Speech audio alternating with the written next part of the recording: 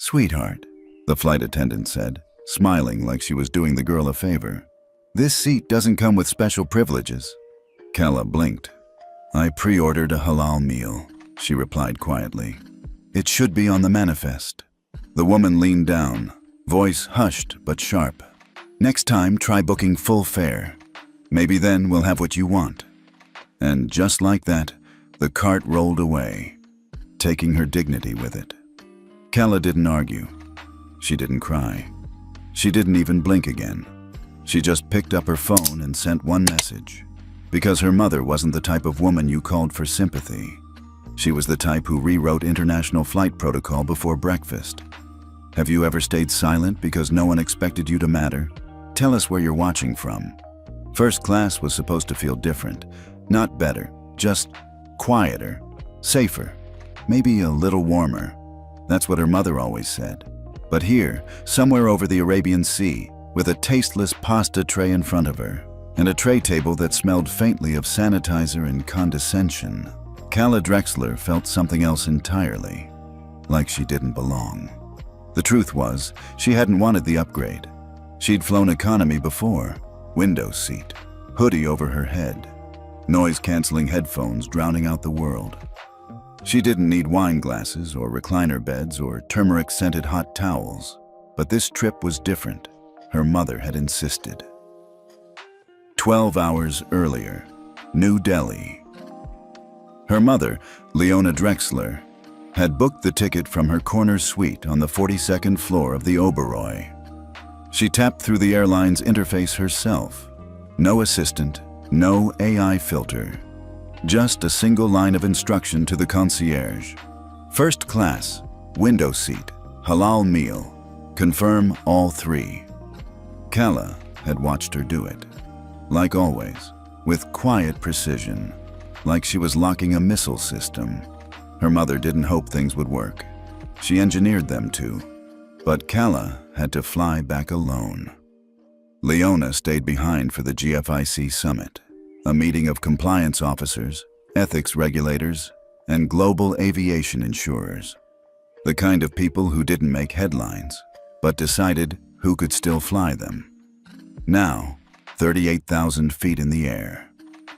The flight attendant, Brenna, crisp bun, navy skirt suit, red lipstick too sharp for her age, returned with a tray. No eye contact. She slid it onto Kalla's table like it was a parking ticket. "Vegetarian penny," she said. "Best we've got." Kalla peeled back the foil. Overcooked pasta, cream sauce with mushrooms, and cheese.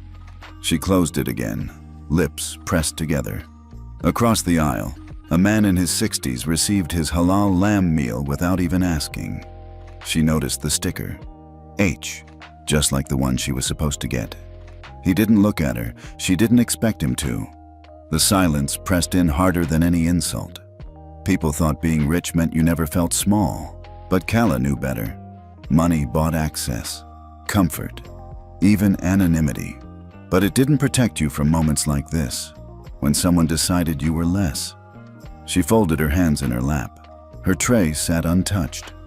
Later, when the lights dimmed and the cabin hushed into a collective sleep, she texted her mother. "Kalla, didn't get the halal meal. Got a mushroom tray with cheese instead. I'm okay though." The reply didn't come instantly.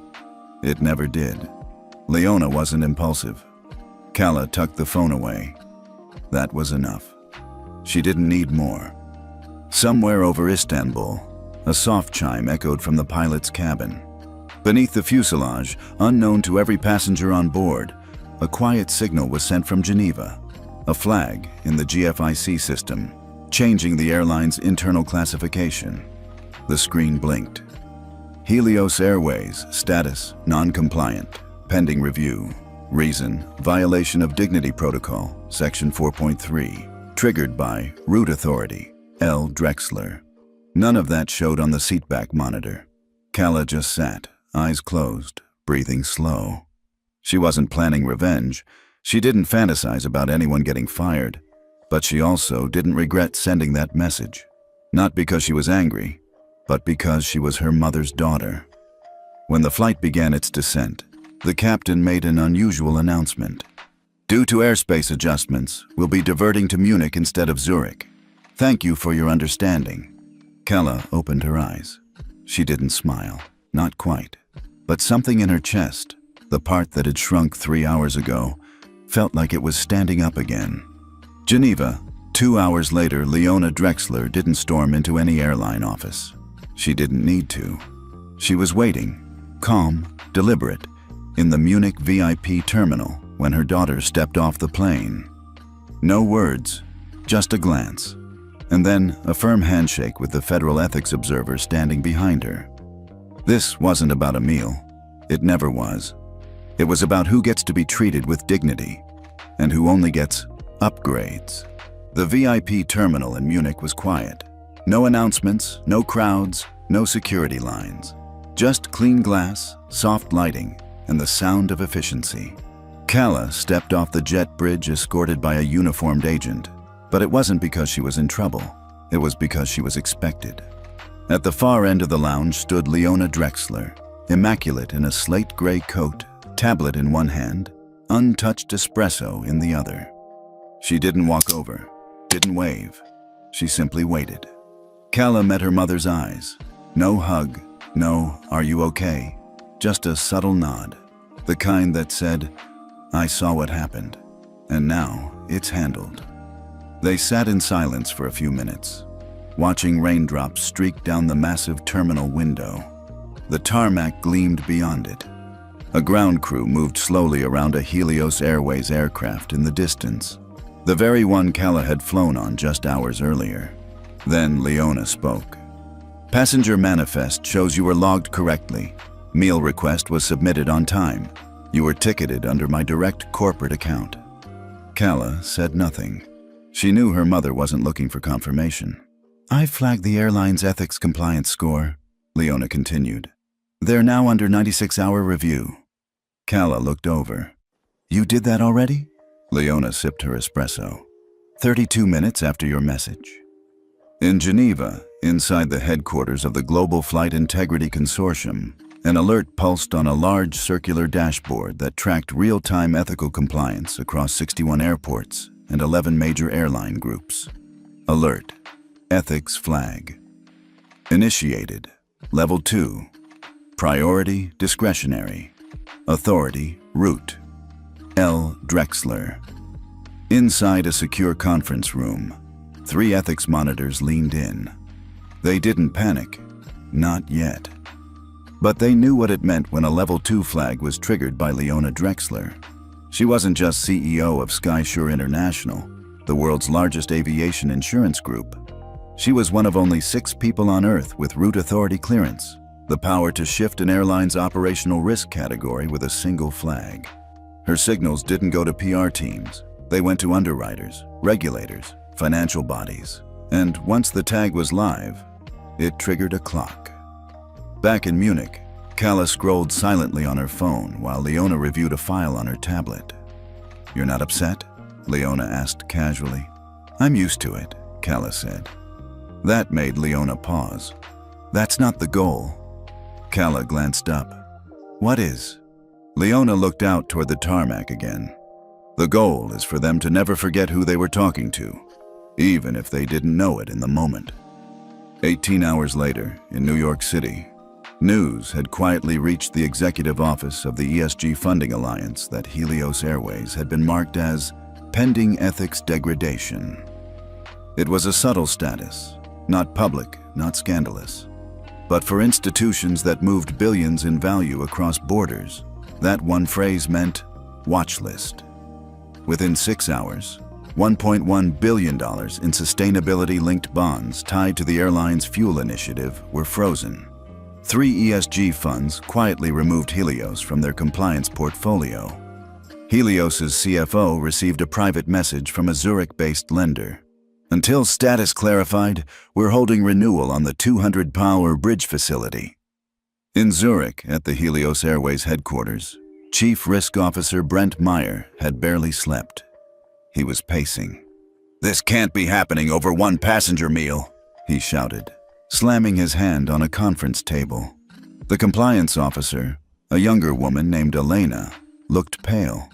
"It's not the meal. It's who the passenger was." "Some rich kid?" he sneered. "No," she whispered. "That was Kalla Drexler." Brent froze. "The daughter of Leona Drexler," Elena continued. "The same Leona who chairs the GFIC Ethics Board. And Sky Shore." Brent sank into his chair. He knew what came next. 48 hours after the flight, 3 major airport alliances, Nordjet Gateway, Lufthansa One, and Aerolux Partners, had temporarily suspended priority processing for Helios flights. Not canceled, just delayed. But in the aviation world, delayed was death.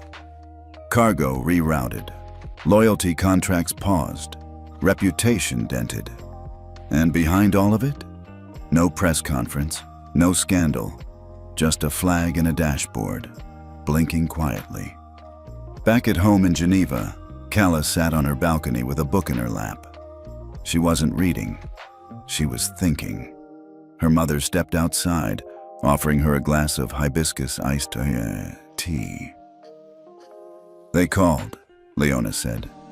"CEO of Helios, offered an apology, offered a scholarship, offered a photo op." Kalla raised an eyebrow. "Did you accept?" "No." "Why not?" Leona looked at her daughter, truly looked. "Because next time they see a girl like you in 2A, they'll remember. They'll think twice." Kalla didn't smile, but she understood.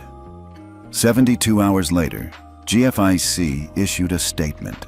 Effective immediately, Helios Airways is required to sign and adopt the Passenger Dignity Framework, a compliance standard designed to ensure equitable service regardless of race, background, gender, or class of fare. At the bottom of the release, the name of the framework's original author was printed in small font, written and approved by L. Drexler. Back on the flight that started it all, Brenna, the flight attendant with the stiff smile, opened her email while getting ready for her next route. A message flashed. "Your conduct on flight EU 4827 has triggered an investigation under the updated Passenger Dignity Framework. Your status is under review." She blinked, clicked through, and saw the case file. There was a passenger photo, seat 2A. She recognized the face. But now, she also recognized the name. Kalla Drexler wasn't loud. She wasn't dramatic. She wasn't looking for revenge. She was simply the daughter of the woman who rewrote the rulebook and handed it to the people who thought girls like her didn't matter. They called it the framework. Not a rulebook, not a policy, not even a law. But within 72 hours of its quiet activation, every major airline legal team had a copy open on their desks. It wasn't even public yet. Not officially. But it was moving. Because when Leona Drexler authored something and attached her compliance signature through the GFIC system, the industry didn't wait for headlines. It adjusted, silently, swiftly, and often in fear. At its core, the Passenger Dignity Framework was elegant. 12 pages, 6 core principles, one goal: to standardize the ethics of how passengers are treated, regardless of status, race, religion, or payment class. It wasn't emotional. It wasn't about shaming anyone. It was about systemic consequence. At Helios Airways, panic had shifted into paralysis. The internal chat logs were filled with messages from risk, legal, operations, PR. Can we contest the flag? How long does a level 2 hold last? Why are we being cut from ESG fund lists in Germany? But the real storm wasn't in the chat room. It was in the boardroom, where CEO Marius Klein sat at the head of the long conference table, clutching a glass of still water that he hadn't touched. "We'll issue a press release," someone suggested. "No," said Elena, the compliance officer. "If we go public, it becomes a story. Right now, it's just a system flag." Marius stared at her. "She didn't make it public?" he asked. "No," she said. "Leona never does." Meanwhile, in Geneva, Leona Drexler sat in her private home office overlooking the Rhone. It was barely 7 a.m. The city was waking up, but her screen was already lit with a flurry of inbound messages from insurers, fund regulators, airport partners. She read them all, replied to none. Instead, she opened the final draft of the framework and reviewed each line one last time. The system was moving exactly as designed. No drama, no court orders, just compliance pressure, quiet and clean. Kalla entered the room silently, holding 2 cups of coffee. She set one down by her mother. "I looked it up," she said. "Your framework already got adopted in beta at 3 Gulf airports." Leona didn't look up. "Good." Kalla leaned on the edge of the desk. "Why didn't you go bigger?" Leona finally looked at her. "Because the world doesn't change when people are angry," she said. "It changes when systems become inconvenient." Back in Zurich, the mood had shifted. Someone on Helios's board had leaked internal financial stress signals to Bloomberg Europe.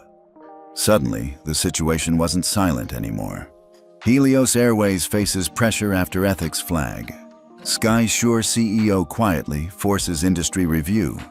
Passenger rights charter may become global standard. The damage wasn't loud, but it was constant. By the end of the week, a $275 million refinancing round had been delayed. A Canadian airport coalition suspended a code share route, and whistleblowers within Helios had come forward, including 2 flight attendants who confirmed that veiled discrimination was common, especially when passengers looked like they didn't fit the mold of first class. That word, mold, spread fast. It was subtle, but lethal. At home, Kalla watched it unfold from a distance. She wasn't on social media. She didn't need validation, but a quiet email showed up in her inbox, a draft copy of a news article, courtesy of a friend at a journalism review board. The headline made her pause. The passenger in seat 2A changed everything without saying a word. She read it twice, not because she liked the attention, but because it reminded her that the most powerful kind of justice often didn't have a voice, just presence and leverage. She thought back to the moment on the plane, how small she'd felt, how calculated the dismissal had been. They didn't just forget her. They decided she didn't belong. And now, quietly, that decision was costing them everything. Helios scrambled to sign the framework. They agreed to all 12 provisions, submitted a public statement of compliance, and announced a new Diversity and Passenger Equity Task Force to show good faith. It didn't matter, because GFIC, under Leona's direction, had quietly set one more step in motion. A clause at the bottom of the framework. Airlines signing after public incident acknowledgement will be subject to a 12-month probationary scoring window. That meant Helios's recovery wouldn't be instant. They'd have to earn their way back, under quarterly review. Every passenger complaint would now affect their global landing clearances. Every ethics breach could suspend cross-border cargo rights, and every investor would see the score, in real time. They weren't blacklisted. They were under glass. 1 week later, Leona was invited to speak at a closed-door conference of aviation executives in Oslo. She declined. Instead, she sent a 3-slide presentation. The final slide was simple. It's not about passengers who look different. It's about systems that treat them differently. We don't need louder apologies. We need quieter standards. It went viral within the private sector. 24 hours later, 4 other airlines signed the Passenger Dignity Framework voluntarily. Not because they were forced, but because they saw what happened when you ignored a girl in 2A. On a rainy afternoon, as Kalla walked through the arrivals hall in Geneva after another solo flight, she passed by a small group of airline staff near the check-in counters. One of them looked up, nodded politely, and said, "Welcome back, Miss Drexler. Your notes were received." She paused. "I didn't submit any notes." He smiled. "Someone did. Said you shouldn't have to." And for the first time since that flight, Kalla smiled back. She wasn't looking for power. She was just tired of people assuming she didn't have it. And thanks to her mother, and a system built to respond to silence, now the whole industry knew. Even a quiet girl in first class might be holding the pen that rewrites your future. They didn't see her coming. That was the thing about Leona Drexler. She never entered a fight with noise. She entered with systems. 3 days after the first domino fell at Helios Airways, Leona began her second phase, not by calling out names, but by calling in favors. In her private vault, a literal steel-reinforced room built beneath her estate, sat 19 years of quietly compiled case files, passenger testimonials, whistleblower affidavits, audit anomalies. Some were unresolved, some were buried by NDAs, but every one of them was linked to 5 airlines whose names had come up more than once in her radar: Helios, Novair, Falcon East, Apex Sky, Eurojet. Each had glowing ads about diversity. Each had internal ethics scores that looked fine. And each had quietly settled lawsuits involving passenger mistreatment, particularly passengers of color, neurodivergent passengers, and non-binary travelers. Leona wasn't interested in headlines. She was interested in patterns. And she had just found one. At the Global Flight Integrity Consortium headquarters in Geneva, Leona called for a closed-door emergency session. Only 7 people were cleared to attend, all route-level clearance holders. They sat in a circular room with no phones, no recordings, and a single live analytics screen at the center. Leona stood. "I've activated Clause 11 of the framework," she announced. There was a pause. Clause 11 was rarely touched. It allowed for cross-airline behavioral correlation audits, essentially comparing the ethics logs of multiple airlines side by side to spot shared violations. It was the closest thing aviation had to pulling back the curtain. "Are you suggesting collusion?" one director asked. "I'm suggesting systemic behavior disguised as isolated incidents," she replied. "And we now have the data to prove it." Meanwhile, in a sleek office tower in London, Falcon East Airlines chief counsel received an encrypted notice. "You are hereby notified that a Level 3 correlation audit has been triggered by Route Authority. Prepare all passenger service records, internal flagging protocols, and whistleblower correspondence from Q3 and Q4 of the past year." He stared at the message. Then he stood up, walked to the window, and muttered, "It's Drexler." Back in Geneva, Kalla was watching everything unfold, not from the sidelines, but from within the perimeter. Her mother had begun letting her sit in on certain non-sensitive calls. Not to train her, Leona hated that word, but to let her observe how systems moved when no one was watching. Kalla took notes. She asked questions. She read case files that made her stomach twist. Passengers duct tape. Taped for non-compliance. Girls harassed for what they wore. Elderly men denied boarding because their accents were unclear. "I thought the framework was already the win," Kalla said quietly. Leona shook her head. The framework was the invitation. What comes next is the reckoning. The reckoning came faster than expected. A leaked internal document from Eurojet surfaced online. A training manual slide stating, "First-class demeanor expectations. Anticipate compliance. Avoid conflict. Protect premium experience perception." Translation? Don't argue with white men in suits. Do challenge anyone who doesn't look first class. It exploded on social media. But by then, Leona had already sent the document to the Federal Aviation Ethics Board with one line in her cover note. "You told us to prove it. Here's your proof." Within 48 hours, 3 federal agencies requested testimony from Leona and GFIC's Ethics Board. 2 class action suits were filed against Novair and Falcon East. 7 senators began drafting the Passenger Equity Act, a bill that would require every airline operating in the U.S. to publicly publish their quarterly ethics data. And one surprise enemy made his move. Inside GFIC's inner council, a man named Roland Mertz, a senior compliance executive who had long opposed Leona's growing influence, called for a vote. His motion? Suspend Clause 11, audit powers pending third-party review. He claimed it was about overreach, that Leona was moving too fast, too forcefully, and threatening international aviation partnerships with her moral crusade. In truth, Roland had personal ties to one of the 5 audited airlines. Leona knew that, but she didn't call him out. She simply moved strategically. She sent a private ethics alert to the European Aviation Commission, tagging a specific deal Roland had lobbied for months earlier, a cross-insurance platform between Falcon East and a Luxembourg-based reinsurer. Within hours, the commission opened an inquiry. Within days, Roland stepped down to focus on personal matters. And Leona? She didn't comment. Because the best revenge wasn't loud. It was procedural. As the audits continued, airlines scrambled. Call centers rewrote scripts overnight.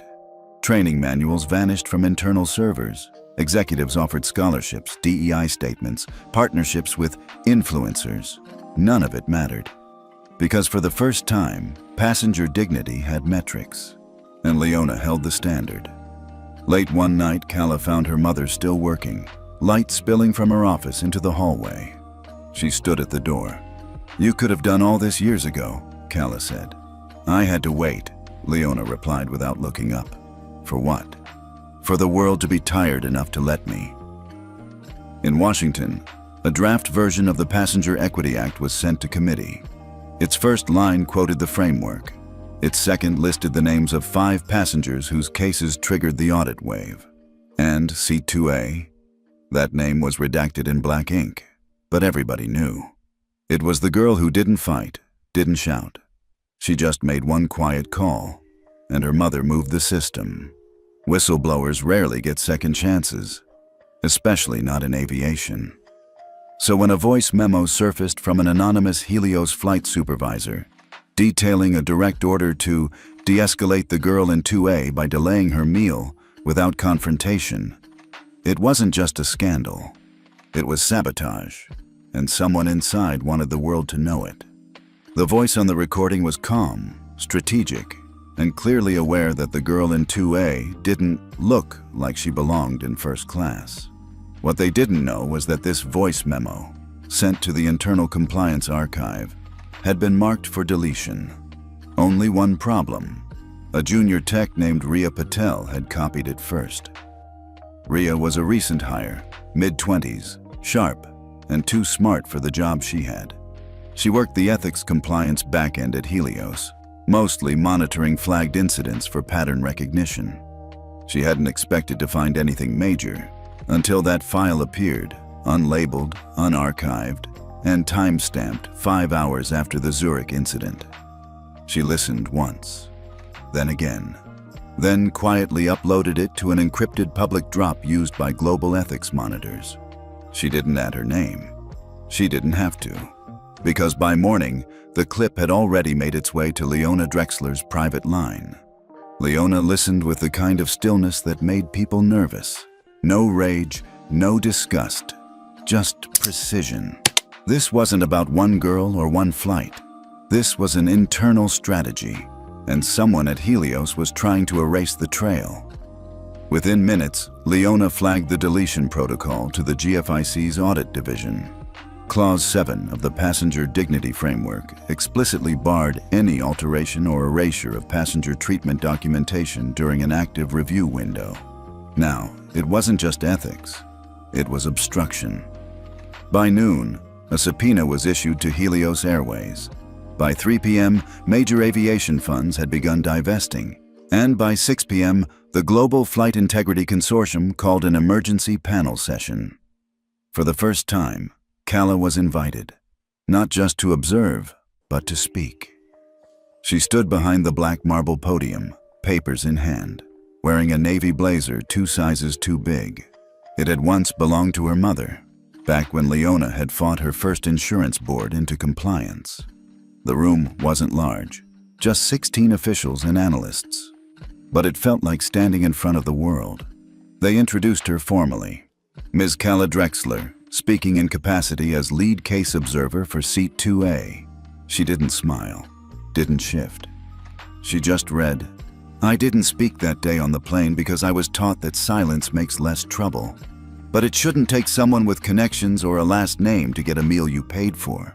And when silence becomes strategy, when mistreatment becomes measurable, that's when a system has to decide who it's built for.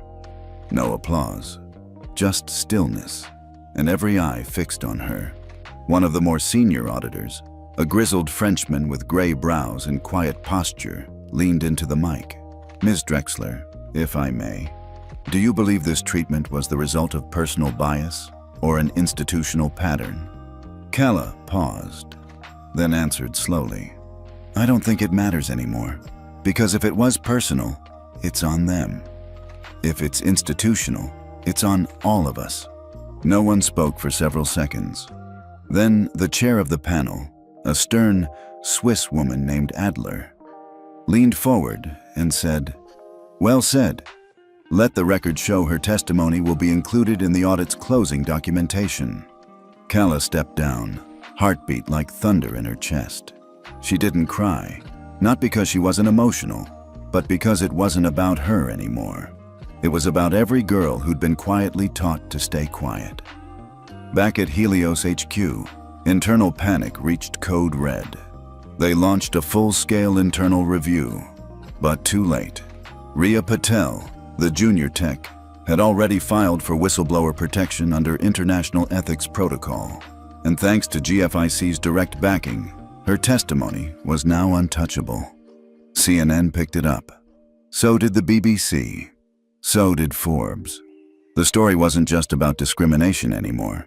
It was about deliberate sabotage and corporate cover-up.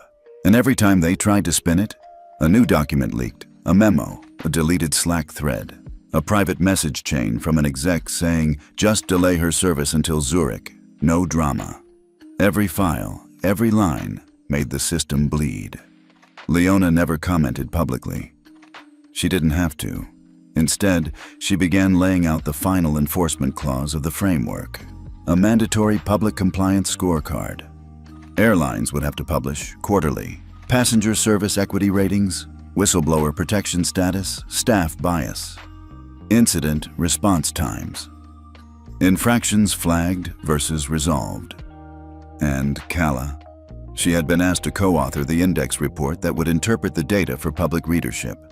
She hesitated at first, then signed her name. On a gray Friday morning, Kalla walked alone through the Zurich airport once again, but this time through a different terminal. As she passed a digital wall of departure screens, something caught her eye. A small framework-verified badge beside Helios Airways' name, but marked in orange, not green. She tapped on it. A screen loaded. Passenger equity score, 38,100 under probation.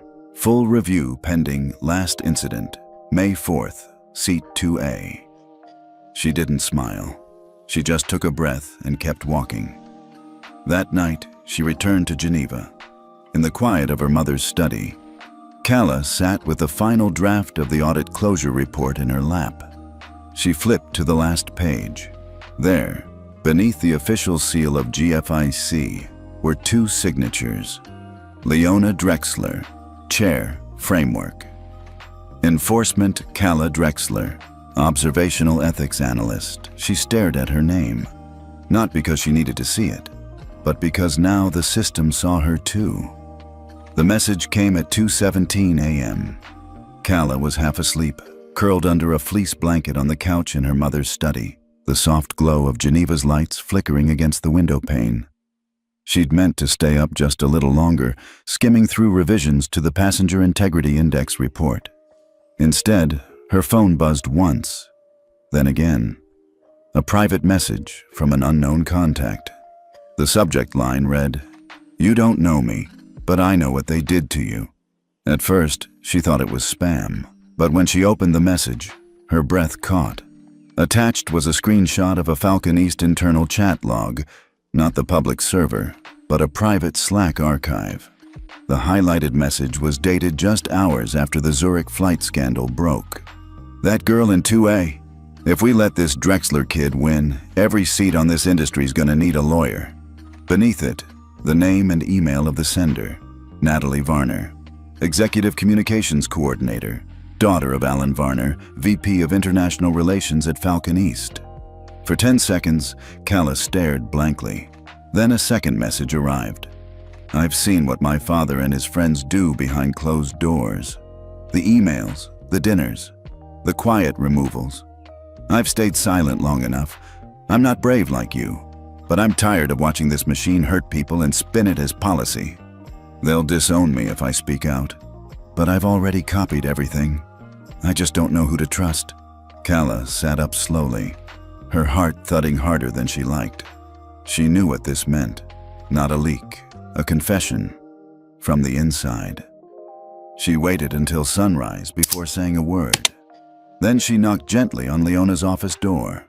Her mother was already awake, coffee in hand, reading the global headlines like they were personal memos. Another ethics fund dropped Helios, she said without looking up.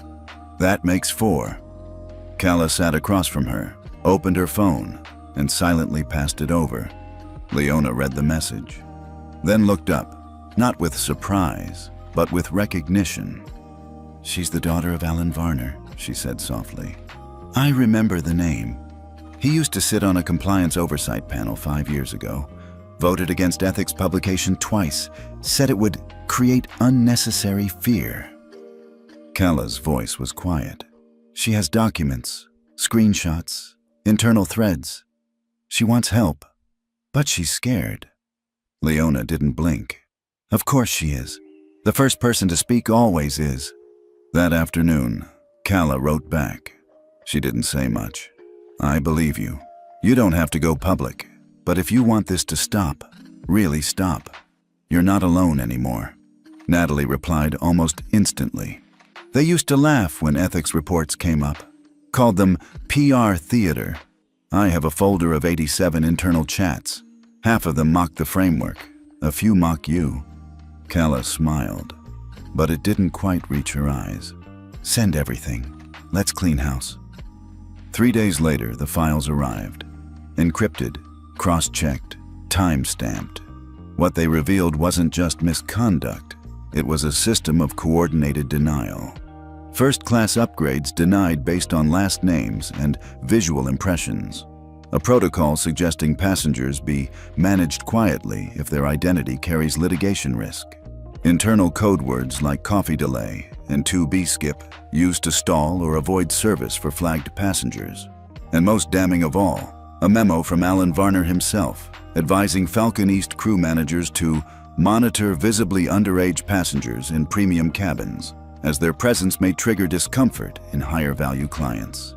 In short, racial profiling, age discrimination, class enforcement, all wrapped in legalese, all sent by men who smiled on camera and promised equal skies for all. Leona submitted the files to GFIC and the International Aviation Ethics Board under a joint protocol. Natalie's name was never mentioned, but her fingerprints were everywhere. And for the first time, an entire airline's leadership faced full-scope investigation under the passenger equity framework. Kalla was quiet the night the story broke. She sat alone on the rooftop terrace, staring at the Geneva skyline, phone in hand. It buzzed again. Another message from Natalie. They found out. My father froze my accounts, cut my company access, told me I was dead to him. But you know what? I feel lighter than I have in years. Kalla wrote back with just one line. So do I. The next morning, Leona placed a sealed envelope on Kalla's desk. Inside was a formal letter from GFIC. In recognition of your role in facilitating cross-source coordination and providing verified evidence of internal suppression of passenger rights, we are formally appointing you as Special Youth Advisor to the Passenger Integrity Charter.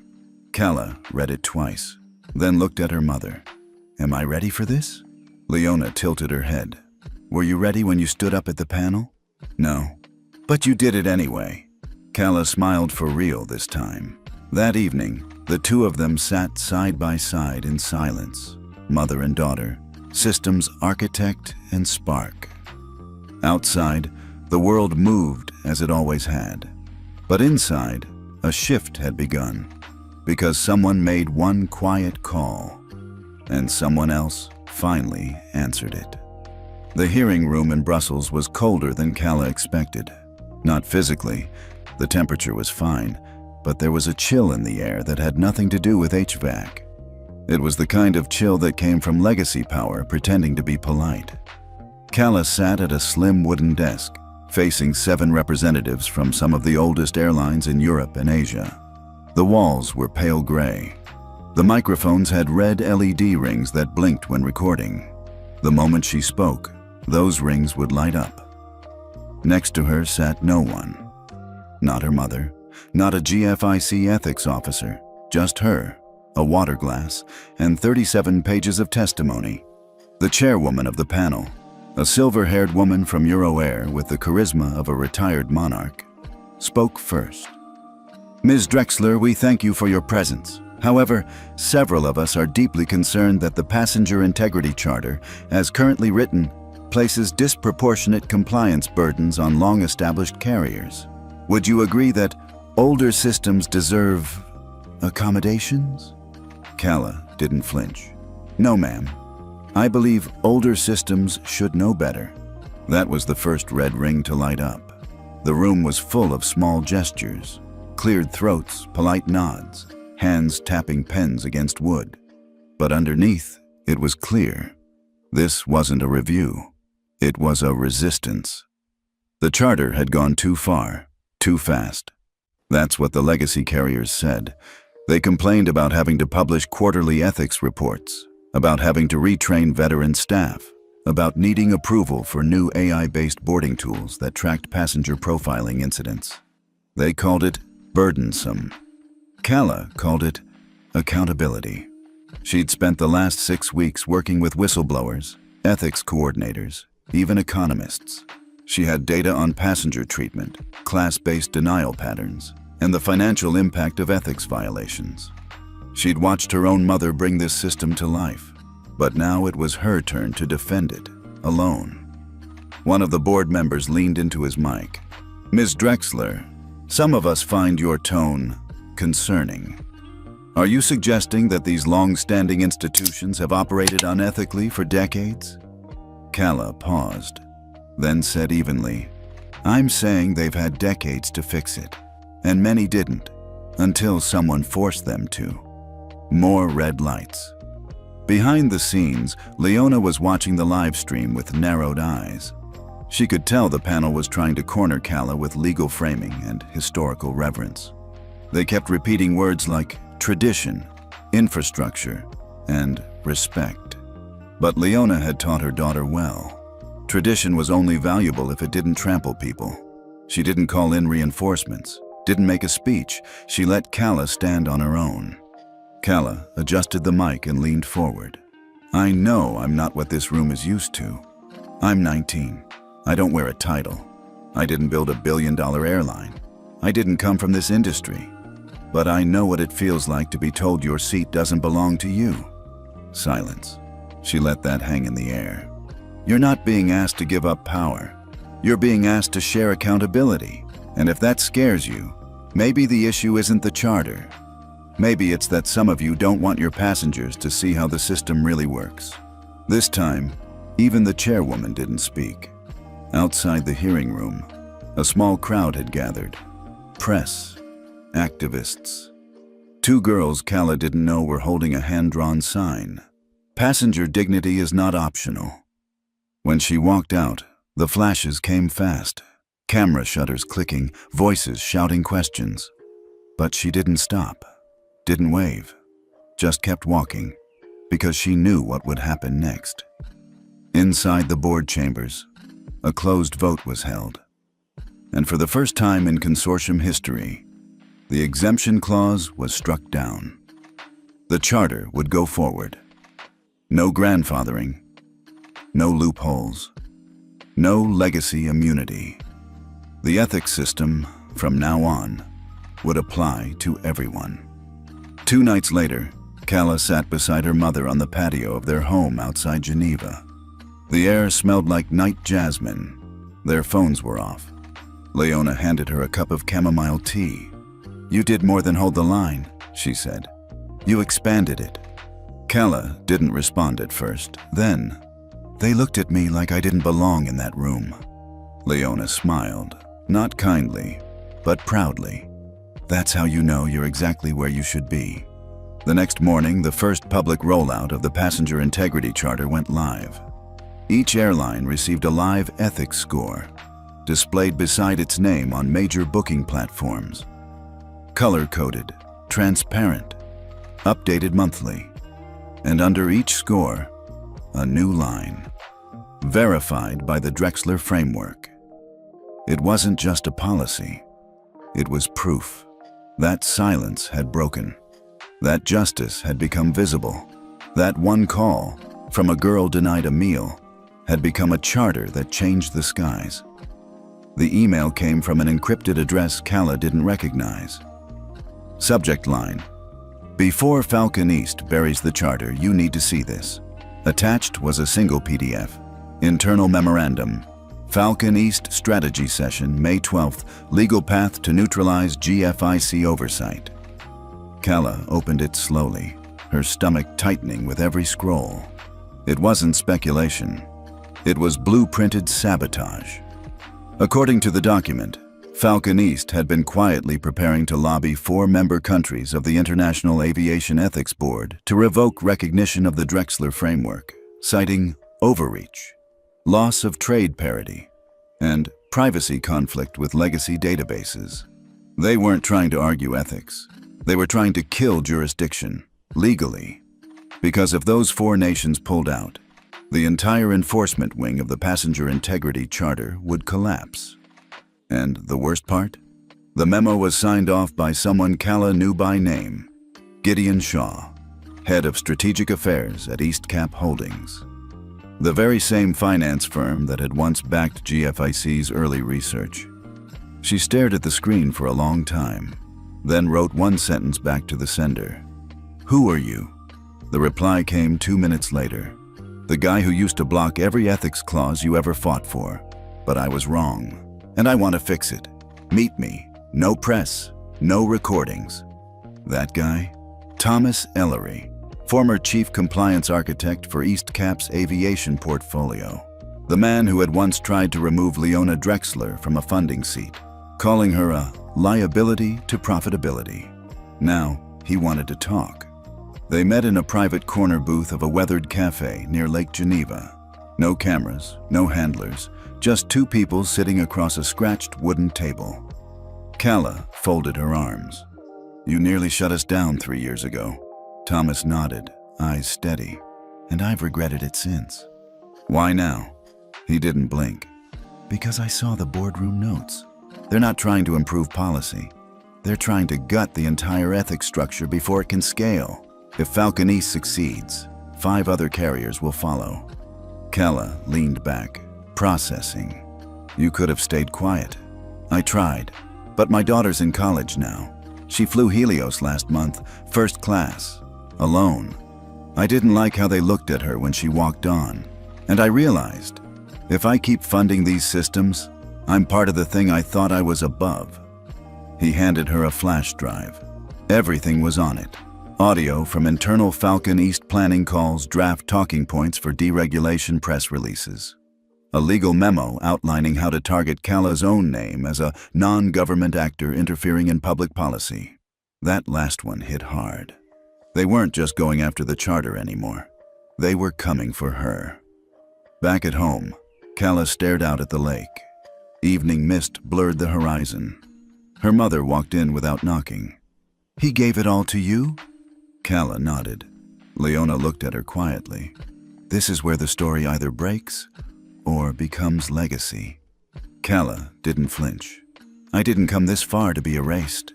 Within 48 hours, the GFIC convened an emergency digital tribunal. Kalla submitted the audio, the memos, the threat documents. Then she did something no one expected. She waived her anonymity and formally accused Falcon East of malicious obstruction, jurisdictional subversion, personal defamation intended to intimidate an ethics representative.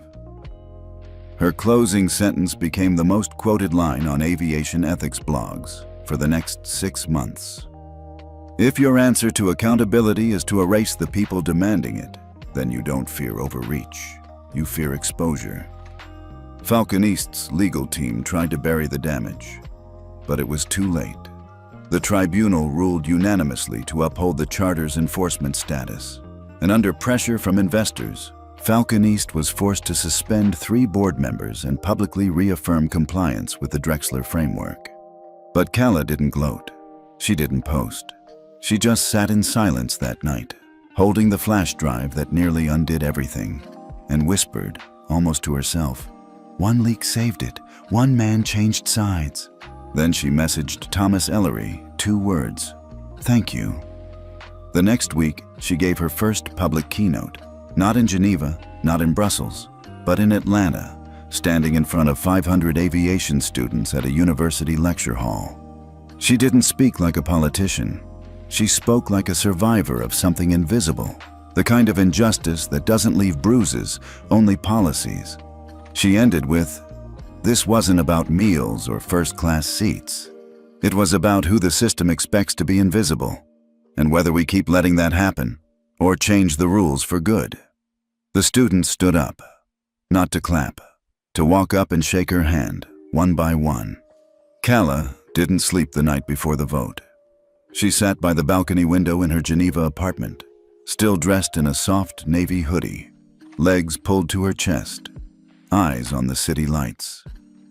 Tomorrow morning, the aviation world would decide whether the Drexler framework, the passenger ethics system that started with her denied first-class meal, would become a permanent global standard. It had taken 11 weeks, hundreds of pages of documentation, 4 closed-door hearings, 3 whistleblowers, and her own name, dragged through media cycles by legacy airline PR machines trying to paint her as too young, too emotional, not an expert. And yet, here it was. 1 vote, 7 nations. If 5 approved, the charter would lock in as global aviation compliance law for all signatory carriers. If 3 blocked, the entire system would remain non-binding, and the momentum she and her mother built could crumble overnight. At 8 a.m., the first message came in. Germany, approved. By 9 she had her laptop open, live stream running, fingers tight on a mug of mint tea she hadn't sipped. The voting body appeared one by one. US, Japan, Canada, UK, Singapore, Brazil, and France. Each had 5 minutes to explain their vote. Kalla's name came up 8 times before the second vote was cast, not always kindly. The Canadian rep, a sharp-suited man in his 60s, said it flat out. "This system is ambitious, but its central architect is a 19-year-old with no formal aviation experience. We must ask, are we rewriting global standards on the basis of one anecdote?" Kalla didn't flinch. She didn't move at all. Then the UK rep stood up, a woman in her 50s, modest glasses, ivory blouse, but eyes like steel. "You're wrong. We're not rewriting standards based on one anecdote. We're rewriting them because you've ignored thousands." Ms. Drexler just refused to look away. UK, approved. The third vote? Brazil. Abstained. Neutral. Not blocking, but not backing either. Her mother leaned in from the other side of the room and whispered, "It's okay. We expected that." Kalla nodded, but her fingers gripped the edge of her chair. 3 votes down, still on edge. Then came the voice Kalla had most feared, Japan's representative. Their airline consortium had lobbied hard for a grace period, 36 months without enforcement to avoid international fines. They called the framework culturally disruptive. She braced herself, but instead he bowed and said gently, "What you call disruption, we call correction. For 20 years, we have protected systems more than people. Today, that ends." Japan, approved. That was 3 yes, 1 abstain. She needed 2 more. Next, Singapore. They'd been silent for weeks. No public comment, no press release. But the rep opened with a quote Kalla recognized. Passenger dignity is not optional. It was the sign she'd seen back in Brussels, held by two teen girls at the protest line. The rep smiled. We found that phrase on a live stream. It was painted by two 16-year-olds. We'll be voting yes, because this charter doesn't represent power. It represents people. Singapore approved. 4 yes. Then came France. Everyone knew they were the wild card. Their national carrier had spent millions trying to stop the charter. Their aviation unions were split. Kalla held her breath. The French representative spoke in slow, polished English. Your system is young. It is imperfect, but so was democracy when it began. A pause. We vote yes. The screen flickered. The votes tallied in real time. Germany, yes UK, yes Brazil. Abstain, Japan, yes Singapore, yes France, yes US. Pending. Kalla blinked. Wait, pending? The United States, her home country, was the last vote uncast. Of course they would stall. The airlines, the lobbyists, the endless layers of red tape. 5 yes votes were enough. But the US vote would be symbolic. If they voted no, the charter would pass, but lose global credibility. If they voted yes, it would cement the system forever. Then a new window opened on the live stream. An older man appeared. Wire-rimmed glasses, navy blue tie. Deputy FAA Director Raymond Hughes. He looked straight into the camera. A few months ago, a girl boarded a flight from Zurich and was quietly told that her seat didn't earn her a meal. She didn't shout. She didn't sue. She did something harder. She stayed and made a system out of her silence. He paused. The United States votes yes. Kalla exhaled all at once. Leona sat down beside her, eyes wet. She whispered, "That's it. You did it." But Kalla shook her head gently. We did it. 2 days later, the first International Ethics Dashboard went live. Every airline, 187 of them, now had a public ethics score. Color-coded, passenger reviewed, AI verified. And at the bottom of every page, a quiet credit line. Framework designed and ratified by Kalla Drexler. She didn't post on social media that night, didn't attend the gala her mother was invited to. She walked to a small hill behind their house, sat in the grass, and stared at the sky, and whispered to the stars. This started with a tray of food. Now the sky feels different. 3 weeks after the charter passed, a video went viral. It didn't come from Europe, not the US either. It came from a connecting flight out of Dubai, headed to South Asia. The footage was grainy, shot on a phone. A flight attendant stood in the aisle, blocking a woman holding a baby. Her accent was thick. Her boarding pass clearly read first class. But the crew member kept repeating, "This seat is reserved for premium travelers only, not for refugees."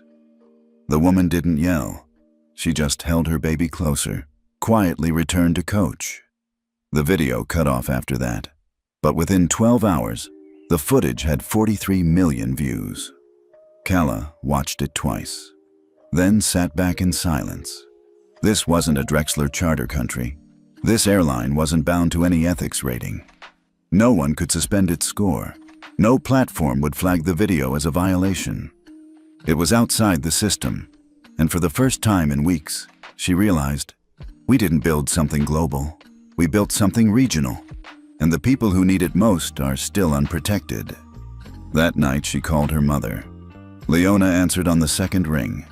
Kalla's voice was low. What if the charter isn't enough, sir? There was a pause. Then Leona said, then maybe it's time you stop defending the system and start expanding it. The next morning, Kalla did something no one expected. She stepped down as GFIC liaison, not because she was leaving the movement, but because she needed to build something new, without the old boardroom friction, the bureaucratic pace, the compromises. She founded something from scratch. Ether, the Global Passenger Dignity Network. an independent AI-integrated coalition that tracked airline behavior worldwide, even outside formal charter zones. No government permission, no corporation veto power, just real-time data, whistleblower protection, and public action. And the first region she launched it in? Southeast Asia. Her first trip was to Kuala Lumpur. She met with local passenger rights groups, activists, ex-pilots, tech volunteers, mothers who'd lost children to deportation flights, cabin crews who'd been fired for defending mistreated passengers. At one point, a young woman in a red scarf walked up to Kalla in the airport lounge. She said in perfect English, "My aunt was the woman in that video."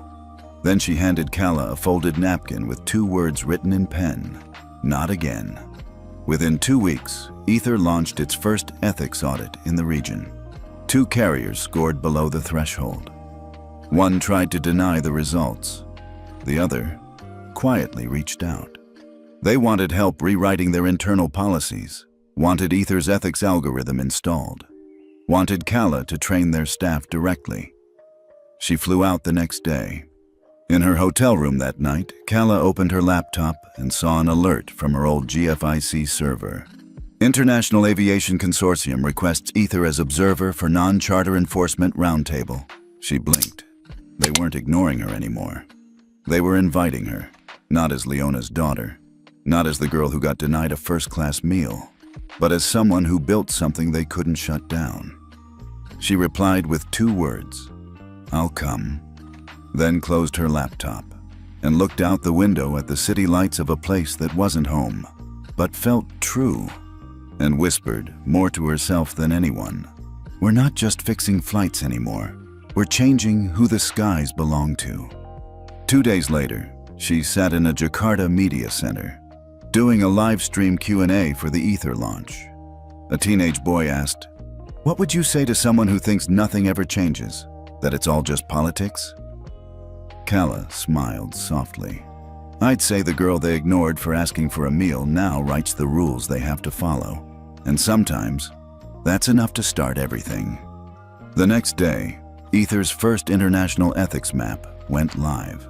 Every time an incident was flagged, language discrimination, class bias, unsafe offloads, it lit up in real time. The press called it radical transparency, but people called it hope. And across the world, a quiet shift began. Passengers spoke up, crew members whispered thank yous, airport managers reviewed their training logs, and on the tail of one long, silent plane that had denied dignity, a new decal appeared, monitored by Ether. The future was watching now, and her name was Kalla. The tip came in through Ether's encrypted whistleblower portal. A single upload, no name, no message. Just a file labeled Gray Line 31, not an error.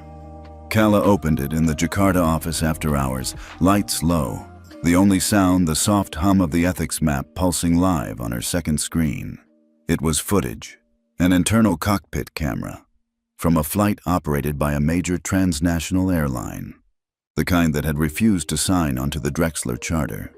The kind too rich, too old, too globally embedded to care about scrutiny. The video showed something she hadn't seen before, the deliberate downgrading of 5 ticketed first-class passengers during boarding. Not because of oversell, not because of weight balance, but because of a silent filter passed to the gate team, labeled sensitivity match. Kalla froze the screen. At the top of the list, names, birth countries, accent risk level, high, regionalized. Seat reassignment directive, reclassify to economy quietly. If challenged, site maintenance. This wasn't clerical. It was algorithmic bias. Systemized discrimination with zero human resistance. And it was running under the radar. She called Nisha, Ether's lead data integrity analyst, immediately. "What is Gray Line 31? Kalla asked. Silence. Then Nisha's voice, low and tense. "It's a routing code. Internal to the Trans-Allied Aviation Group. Gray Line means discretionary passenger demotion, outside regulation zones, and 31, that's their highest flag. It means auto-demotion based on predictive conflict score. Kalla blinked. They're using predictive conflict to profile people before they even board? Yep, Nisha said. And we just got proof. Within 12 hours, Ether's team pulled together more evidence.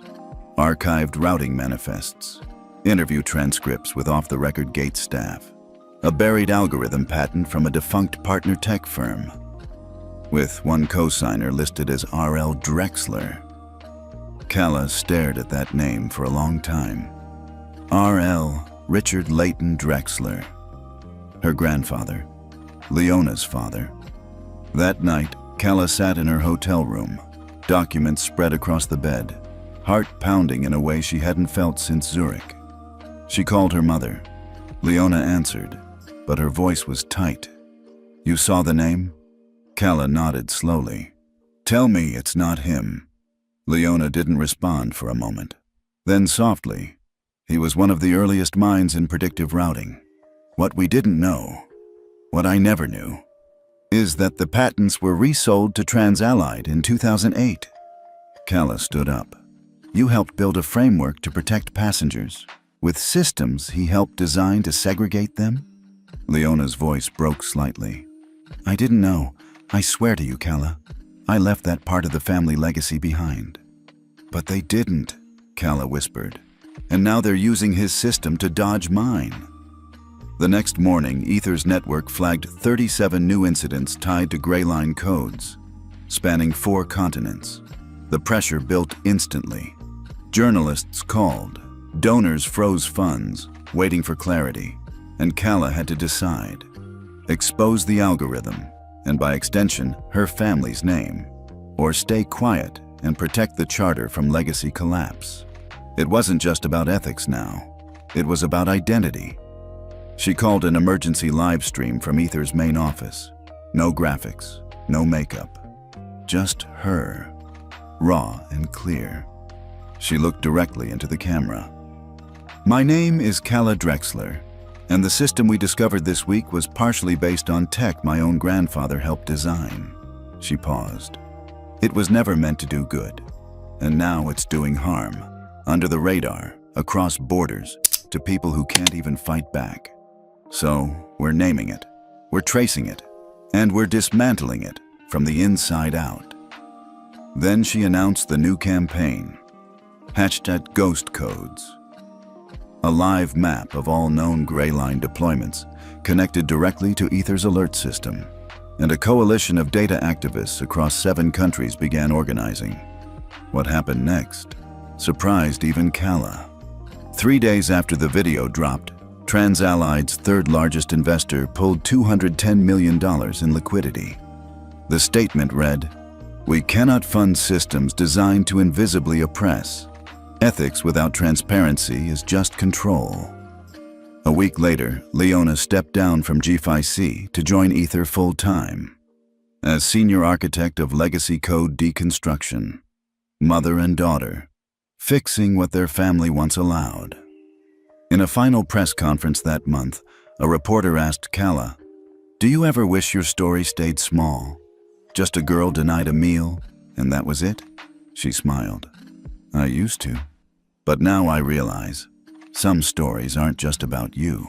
They're about what happens when you refuse to stay quiet." The World Ethics Assembly hadn't convened like this in nearly 2 decades. Not since the early climate accords. Not since nations argued over data rights and drone warfare, and certainly never over airline treatment of passengers. Until now. Because this time, it wasn't just about passengers, it was about dignity infrastructure. The idea that access to the skies came with moral terms. And the person holding the pen? Kalla Drexler, 25 years old. Not a politician, not a diplomat, but the architect of Ether, the Passenger Integrity Charter, and the woman who exposed Gray Line 31. The opening day took place at the Palais des Nations in Geneva. Security was tight. Media trucks lined the boulevard. Translation booths hummed above the chamber. Kalla sat in the center of the floor, between the delegation from Kenya and the ethics chair of Japan. Leona, now Ether's senior ethics advisor, sat 1 row behind. And across the aisle, Falcon East. Still dressed in suits, still smirking behind their polished ties. Kalla didn't look their way. The moderator gave the floor to Ether for their final proposal. Kalla stood, walked to the podium. Her voice was steady, not rehearsed, not dramatic, just real. Delegates, ministers, chairs. 5 years ago, I was denied a meal in first class. At the time, I thought it was about service. But what I learned, what millions saw with me, was that the deeper issue wasn't food. It was assumption, access, and unspoken power. She clicked the remote. The screen behind her showed the gray line 31 network map, 72 active routes. Then shifted to the Ether ethics grid. Live, blinking, transparent. You cannot regulate what you refuse to measure, and you cannot protect dignity if the system is coded to erase it. So today, we propose a new framework, the Global Passenger Integrity Accord, a binding treaty that requires airlines and allied airports to adopt an ethics compliance infrastructure or face deregistration from international route sharing. Murmurs rippled through the room. Kalla continued, "We are not here to punish. We are here to protect, because dignity isn't a policy. It's a right." Then she did something unexpected. She turned the screen again, showed her grandfather's name, Richard L. Drexler, and underneath, the patent. This system was born in shadow, and I'm here to say, we end that legacy today. With truth, not shame. With change, not silence. The room was still. Then the applause began. Not thunderous, but real. And across 36 nations, the vote lit up. Yes, yes, yes, yes. Only 4 abstained. Yes, none opposed. The accord passed.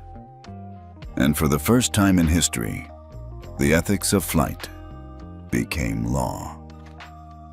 In the weeks that followed, Ether expanded into 18 new countries. 7 airlines voluntarily integrated the grid. 3 were suspended after failing audit thresholds.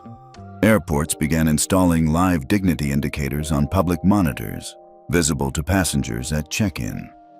1 even displayed a daily quote from Kalla's final speech. "Invisible harm is still harm, and justice begins where silence ends." Kalla didn't tour, didn't give interviews. She went home, to a small lakeside town in northern Italy, quiet, unassuming, just beyond the radar. One morning, while feeding birds off her balcony, she heard a soft knock at the gate. It was the girl from the viral Dubai video, the one whose aunt had been denied boarding while holding a baby. She was older now, in college, and she said just this. She saw the treaty. She cried. Then she handed Kalla a letter. Inside was a photo.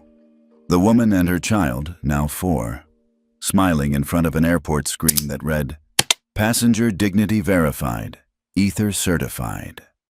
Kalla sat on the bench that evening, watching the water shift with the breeze. Leona joined her. They didn't speak for a while. Then Kalla asked softly, "Did you ever think we'd get here?" Leona smiled. "No, but I always hoped you would." And in that moment, without ceremony or applause, the final piece settled. Kalla hadn't just rewritten policy. She'd rewritten legacy, not by denying her roots, but by using them to grow something no one could uproot again. Epilogue, 3 months later. At an international tech expo in Nairobi, a 9-year-old girl walked up to a touchscreen booth titled, "Design the Future of Fair Flight." She drew a simple path. 1 gate, 1 plane, no color lines, no seat walls, and wrote, "Everyone gets to sit where they belong. Everyone gets to eat." The screen blinked, and in small blue text at the corner, the interface replied, "Thank you, Kalla. If you could rewrite one rule in how the world treats people during travel, what would it be? Drop it in the comments and tell us where you're watching from." And from a junior policy analyst at a rival airline, mark my words, in 90 days, every carrier in the alliance will be scrambling to say they thought of it first. Back in her quiet hotel room, Henrietta tucked Walter in and placed her glasses on the nightstand. The lamp flickered low. Then she reached for one last note on her tablet. Ethics system reset. Initialized. It started with a ripple. By 9:15 a.m., IST, 24 hours after Sky North signed the DuPont Protocol, Aviajet, the second largest transatlantic airline, issued a two-line press release. In solidarity with emerging ethics reforms, Aviajet will formally adopt the Passenger Ethics Accord effective immediately. No fanfare, no explanation, but it was enough to make markets twitch. An hour later, Transmercia Airlines followed. Then Coastal Link, then Union Air. By noon, Henrietta's inbox was pinging with blind copy confirmations from legal teams across 4 continents. Even Emerald Sky, the Asia-Pacific giant known for resisting any form of Western compliance, sent a discreet envoy to Geneva asking for preliminary implementation guidance. Within 36 hours, 17 carriers had either signed or declared intent to join. The media, of course, lost its mind. MSNBC ran a full panel segment called The Dignity Reset, How One Passenger Changed a $4 trillion Industry. On CNN, a former airline exec turned commentator said, Henrietta DuPont is now the quiet architect of aviation accountability. She didn't hold a press conference. She held the system hostage, with principles. The New York Times headlined, The Passenger Who Grounded the Industry.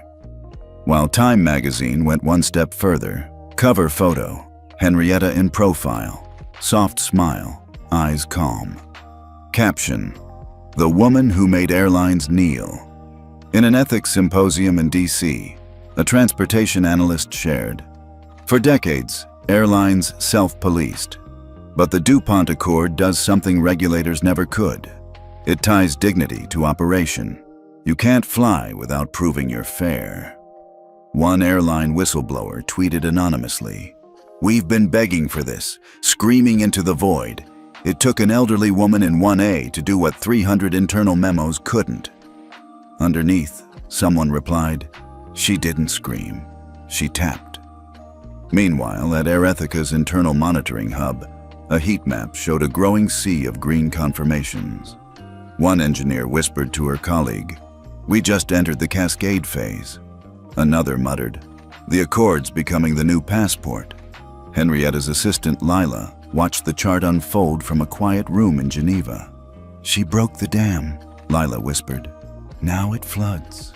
Behind closed doors, the CEOs of rival carriers tried to save face. One conference call included attempts to rename the protocol. Let's not call it DuPont. Maybe something more neutral like the Universal Passenger Charter. Discussions on how to spin compliance as innovation, panic about internal culture audits. One executive barked, We can't be seen as following Sky North. Position this as our own ethical initiative. Another muttered, Too late. She branded it in silence. Now even our silence sounds like hers. In Atlanta, a mid-level operations director at Air Converge called her team together. We're not waiting. As of today, we implement Tier 1 behavior evaluations on all international crew. Someone asked, Do we even have the systems? She replied, We have Zoom. We have common sense. We're out of excuses. And in Miami, a black grandmother named Ella Johnson watched the whole thing unfold on YouTube. She hadn't flown in 5 years after being yelled at on a flight for taking too long to sit down with her cane. Now, she leaned toward the screen and smiled. Bless that woman, she said. Bless her with both hands. But not everyone was cheering. In some boardrooms, old voices growled about overcorrection and optics-driven operations. One senior airline chairman called the Accord a PR stunt with teeth. But his COO cut him off. Sir, we lost 3 airport contracts this morning because we weren't DuPont certified. This isn't PR. This is oxygen. Back in Geneva, Henrietta sipped her tea, unread emails stacking up like leaves in autumn. She didn't need to read them. She already knew. The moment Sky North signed, the rest would fall, not out of virtue, but out of necessity. "You don't shift a glacier," she once told Lila. "You crack it once, and gravity does the rest." That evening, Walter turned to her on the balcony. 17 carriers? He asked. Henrietta nodded. "By tomorrow, 22. He chuckled. "You're going to rewrite the whole rule book." She paused. "No, I'm going to make them read the one they wrote, but never followed." He reached for her hand. "Still feel like staying quiet?" She smiled faintly, louder than ever. Far above them, jet trails crossed the evening sky, silent lines written in a language only time could read. But on the ground, the world was listening, and the message was clear. Dignity is not a luxury upgrade. It's the new boarding requirement. The Grand International Aviation Ethics Summit wasn't supposed to be a battlefield.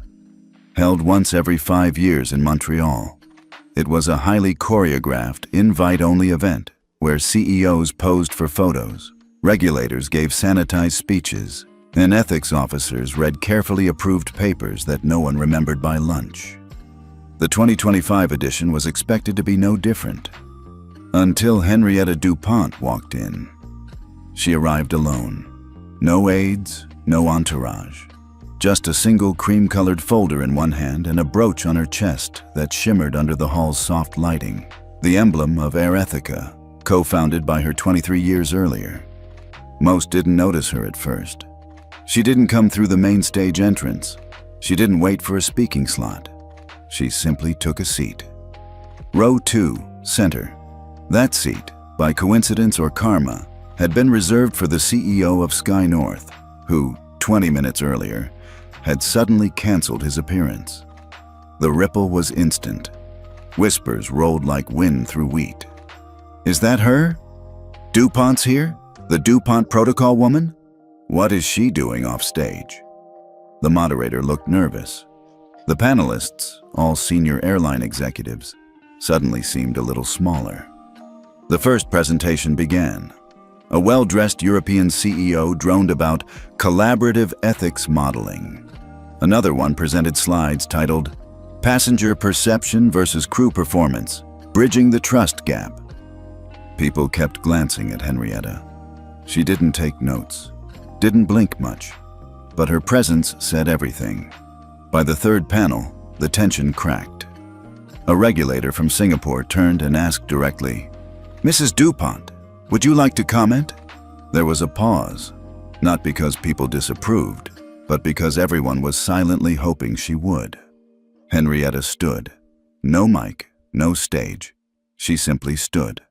The trust gap doesn't come from metrics. It comes from memory. Silence. People remember the time they were told to shut up, or to move, or to leave. They remember when no one helped, when silence spoke louder than slurs. And yet, here we are, discussing modeling frameworks for empathy. She paused. Dignity is not theoretical. It is not a spreadsheet cell. It is whether your mother would feel safe flying coach. The room held its breath. The moderator stammered a thank you, but Henrietta kept going. "I wrote the Passenger Ethics Accord not because I enjoy bureaucracy, but because I watched a system forget its soul. A system that could upgrade a meal before upgrading its manners. That could install facial recognition but not recognize fear." Then she held up the cream folder. "Inside this envelope is the finalized architecture for the Global Passenger Ethics Charter. It includes minimum standards, behavior audit protocols, and a zero retaliation clause for whistleblowers." She walked to the moderator's table and set the folder down. Any airline that signs it within 30 days will receive Air Ethica's full certification, partner endorsements, and platform integration access. Any airline that refuses will be listed publicly. Gasps. This is not vengeance. It is maintenance of decency, of memory, of the right to board a flight without being shamed. The panel was over, but the summit wasn't. Over the next 12 hours, a line formed. CEOs, ethics officers, legal teams, all waiting to speak with the woman who, without a title or seat on stage, had just redrawn the map. Later that night, in her hotel room overlooking the St. Lawrence River, Henrietta finally sat alone, her shoes off, her scarf folded. Walter was asleep. On the desk in front of her were a dozen new messages. The FAA wanted a closed-door session. ICAO requested joint authorship on global standards. A major whistleblower group wanted to collaborate. Henrietta didn't open them right away. She simply looked out at the water and smiled. Because she hadn't needed a seat at the summit.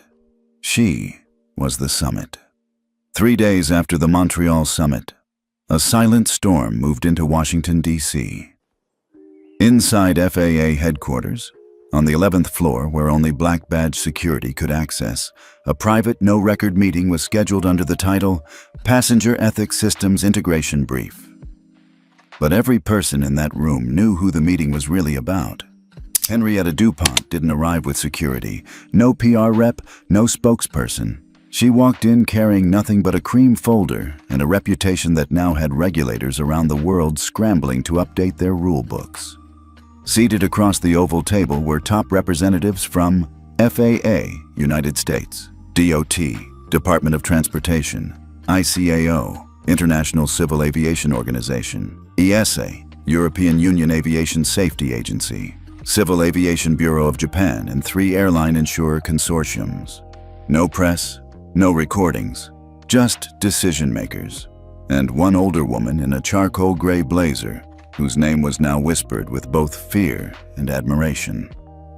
FAA Deputy Director Milton Garver spoke first. Mrs. DuPont, we'd like to begin by saying, the summit made waves.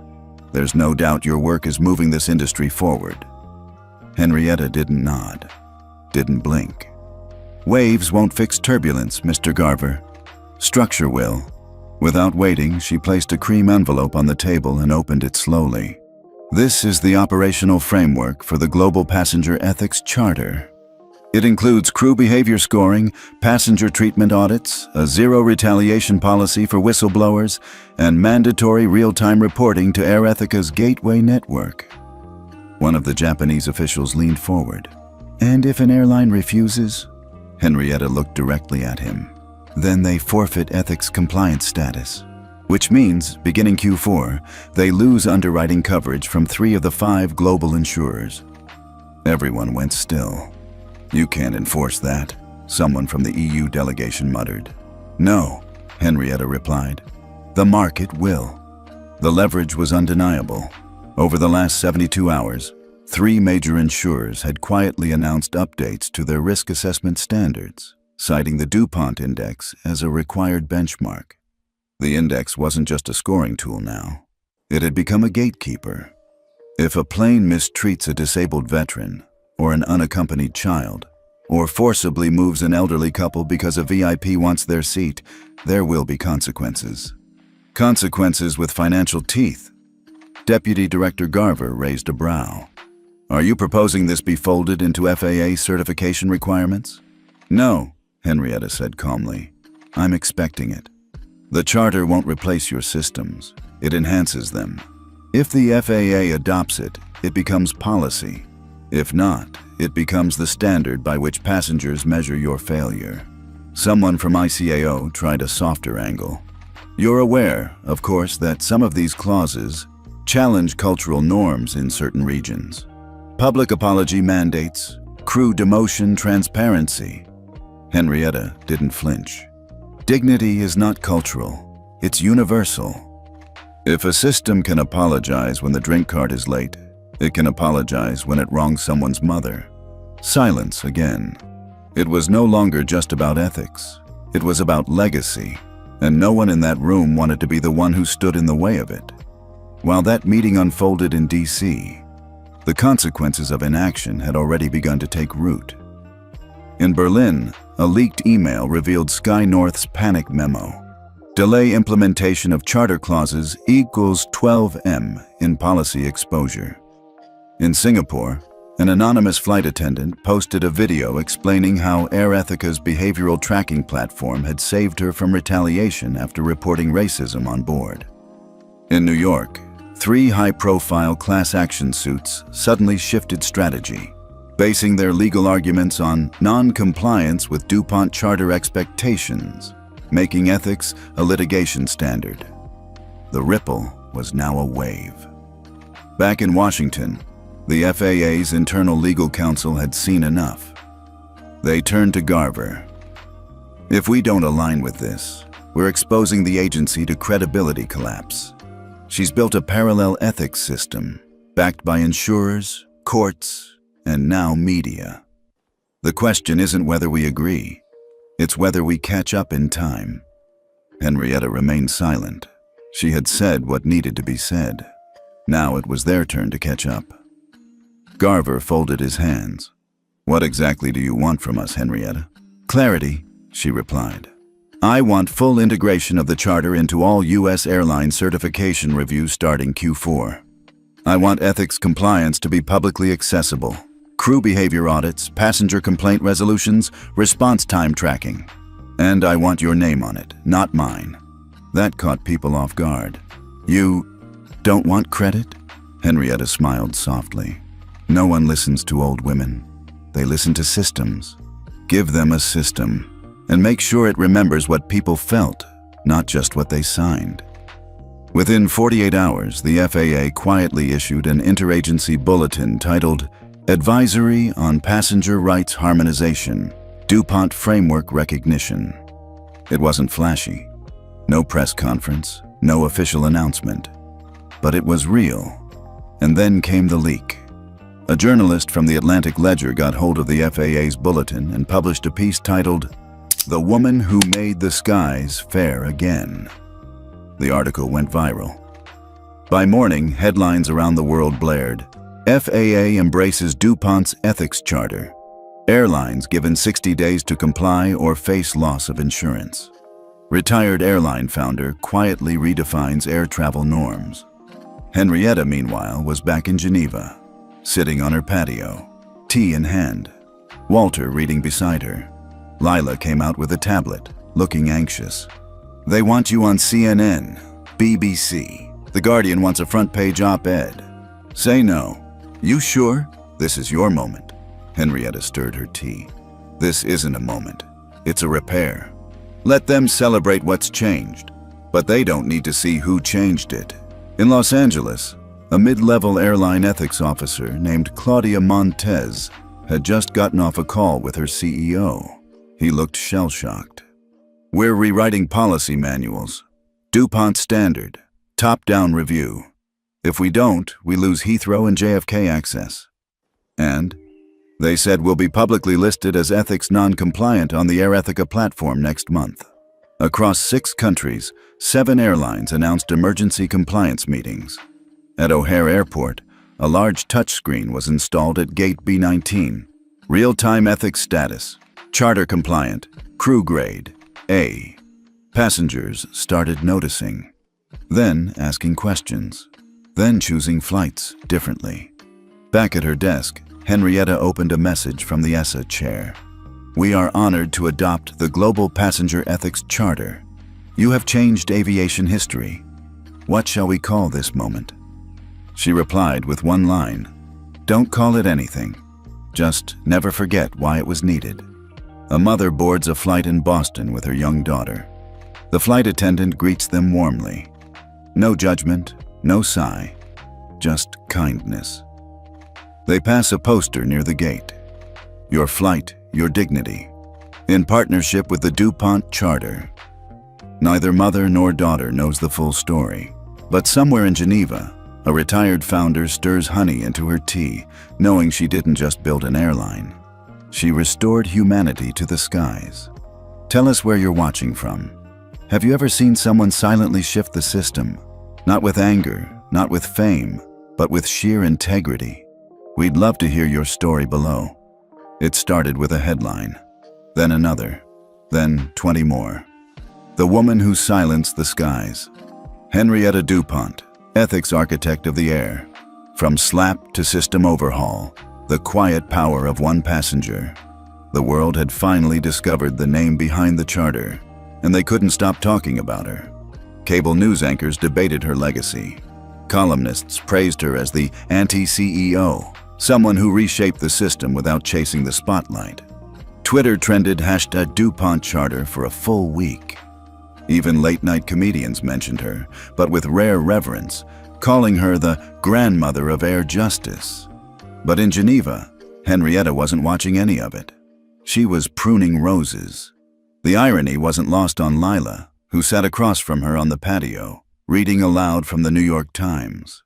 She never raised her voice, never held a press conference, but she held the entire airline industry to account. Henrietta didn't look up from her tea. "They talk like I vanished into a cloud of smoke." "You kind of did," Lila replied with a grin. In the weeks following the charter's adoption, the offers came pouring in. Keynote speaker at the Global Aviation Forum in Abu Dhabi, honoree at the World Ethics Council Gala in Vienna, a federal board seat, a 7-figure book deal with the title already pre-approved, Altitude and Integrity. Henrietta turned down every one of them, not because she was shy, but because she understood something most people didn't. Once they make you the face of a system, they'll forget the system. "I built a framework," she told Walter one night, "not a brand." Still, her refusal only made the public more curious. Reporters camped outside her Geneva apartment. Producers from Netflix and HBO reached out, hoping to turn her into a series. Even her local grocery clerk had started whispering. She ignored it all. Of course, not everyone celebrated her. A few airline executives accused her of coercive lobbying. A conservative commentator on a U.S. news channel claimed the charter was a backdoor coup of regulatory power. Some crew unions pushed back at first, nervous about real-time scoring and passenger audits. Henrietta never responded, because the numbers already were. In the first 60 days, complaints dropped by 38%. Passenger altercations dropped 51%. Compliance with safety and fairness protocols rose over 70%. One CEO who had openly opposed the charter during the summit made an unexpected statement during a shareholder meeting. "We resisted accountability. Our competitors embraced it. They won." It was late October when Henrietta boarded a plane again. She was flying economy, Geneva to Toronto. Lila protested. "You do realize you could fly first class for free on 20 airlines now. Jet, private charter, helicopter if you asked." Henrietta smiled. "I want to see it from the same seat Walter and I always sat in, just once more." As she boarded, she noticed the crew. Their tone was measured, warm, but not performative. A flight attendant helped a nervous teenage girl without drawing attention. Another knelt down to speak gently with an elderly man who needed help adjusting his belt. A third offered water to a woman bouncing a fussy infant on her hip. No one asked Henrietta to move. No one questioned her presence. Mid-flight, the captain came over the intercom. "Ladies and gentlemen, we're proud to let you know this crew has been awarded an A+ rating on the DuPont Passenger Ethics Index. Thank you for flying with dignity." A soft round of applause followed. Henrietta didn't clap. She didn't need to. She simply rested her head back against the window and let the hum of the engine wash over her, not to fall asleep, but to feel something she hadn't in a long time. Peace.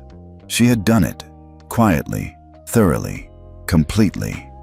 Back on the ground, others picked up where she left off.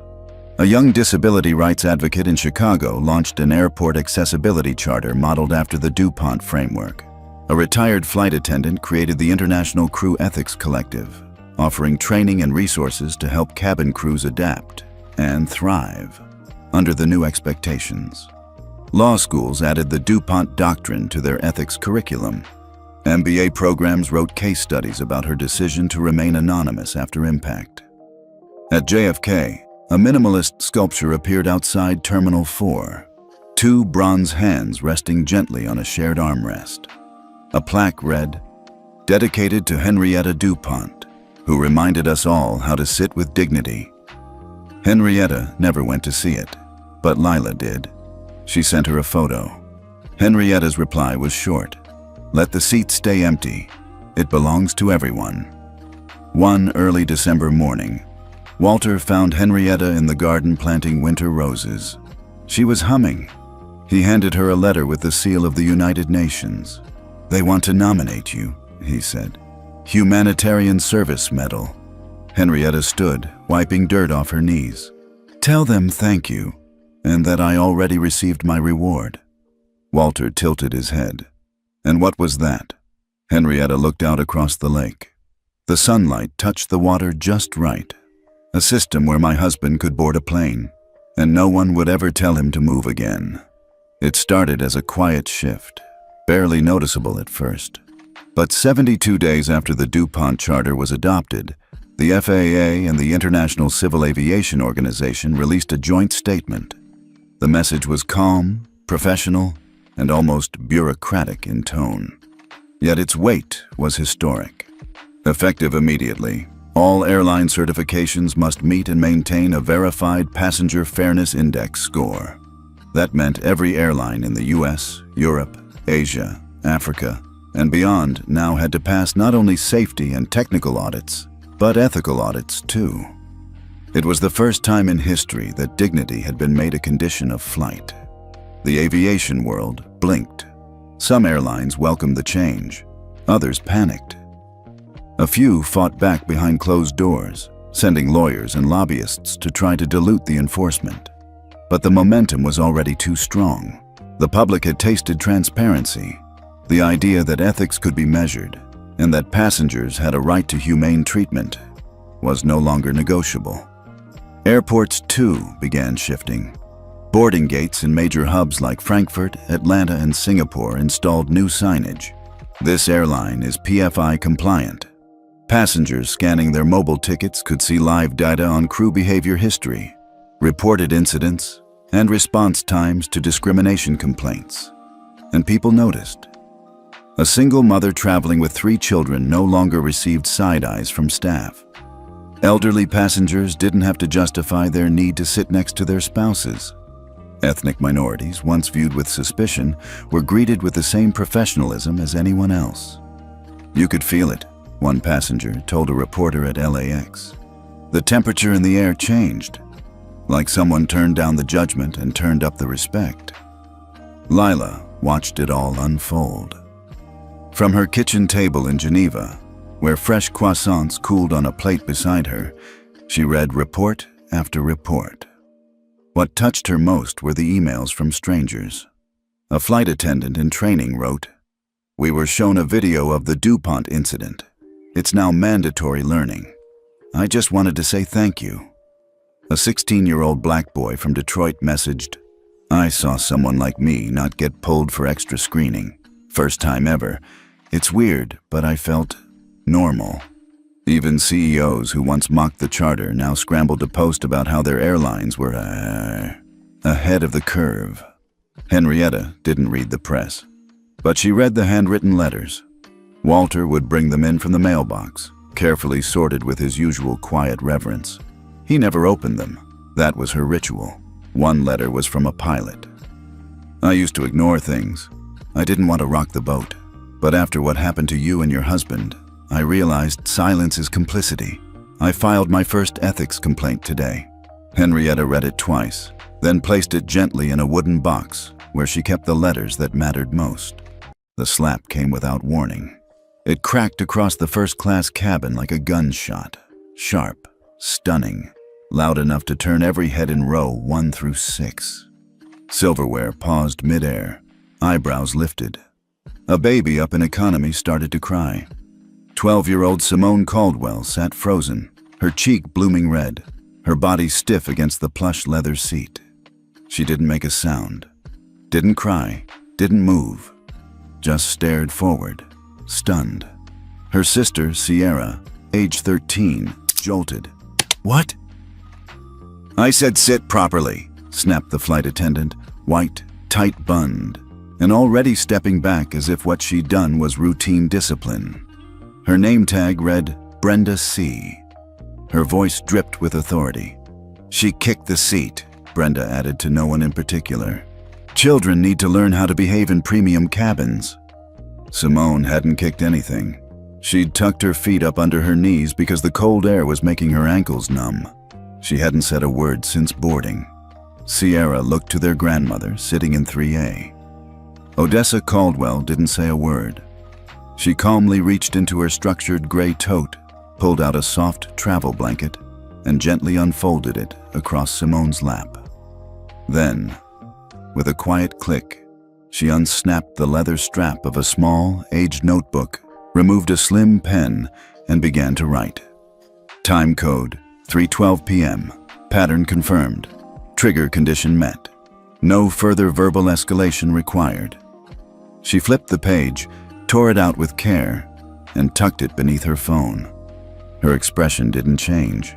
Behind them, the whispers started. She actually slapped her. Are they gonna say anything? Where are the parents? We paid thousands for these seats, and this is what we get? No one stood up. No one intervened. Brenda cleared her throat and looked directly at Odessa. Is there a problem here, ma'am? Odessa looked up, her voice cool. None at all.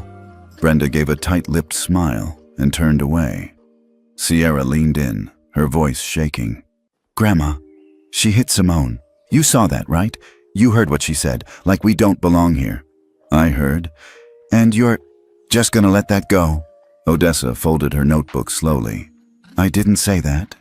Simone sat rigid, the blanket now clutched in her fists. Her eyes were glossy, but she refused to let the tears fall. Sierra's hands trembled with fury.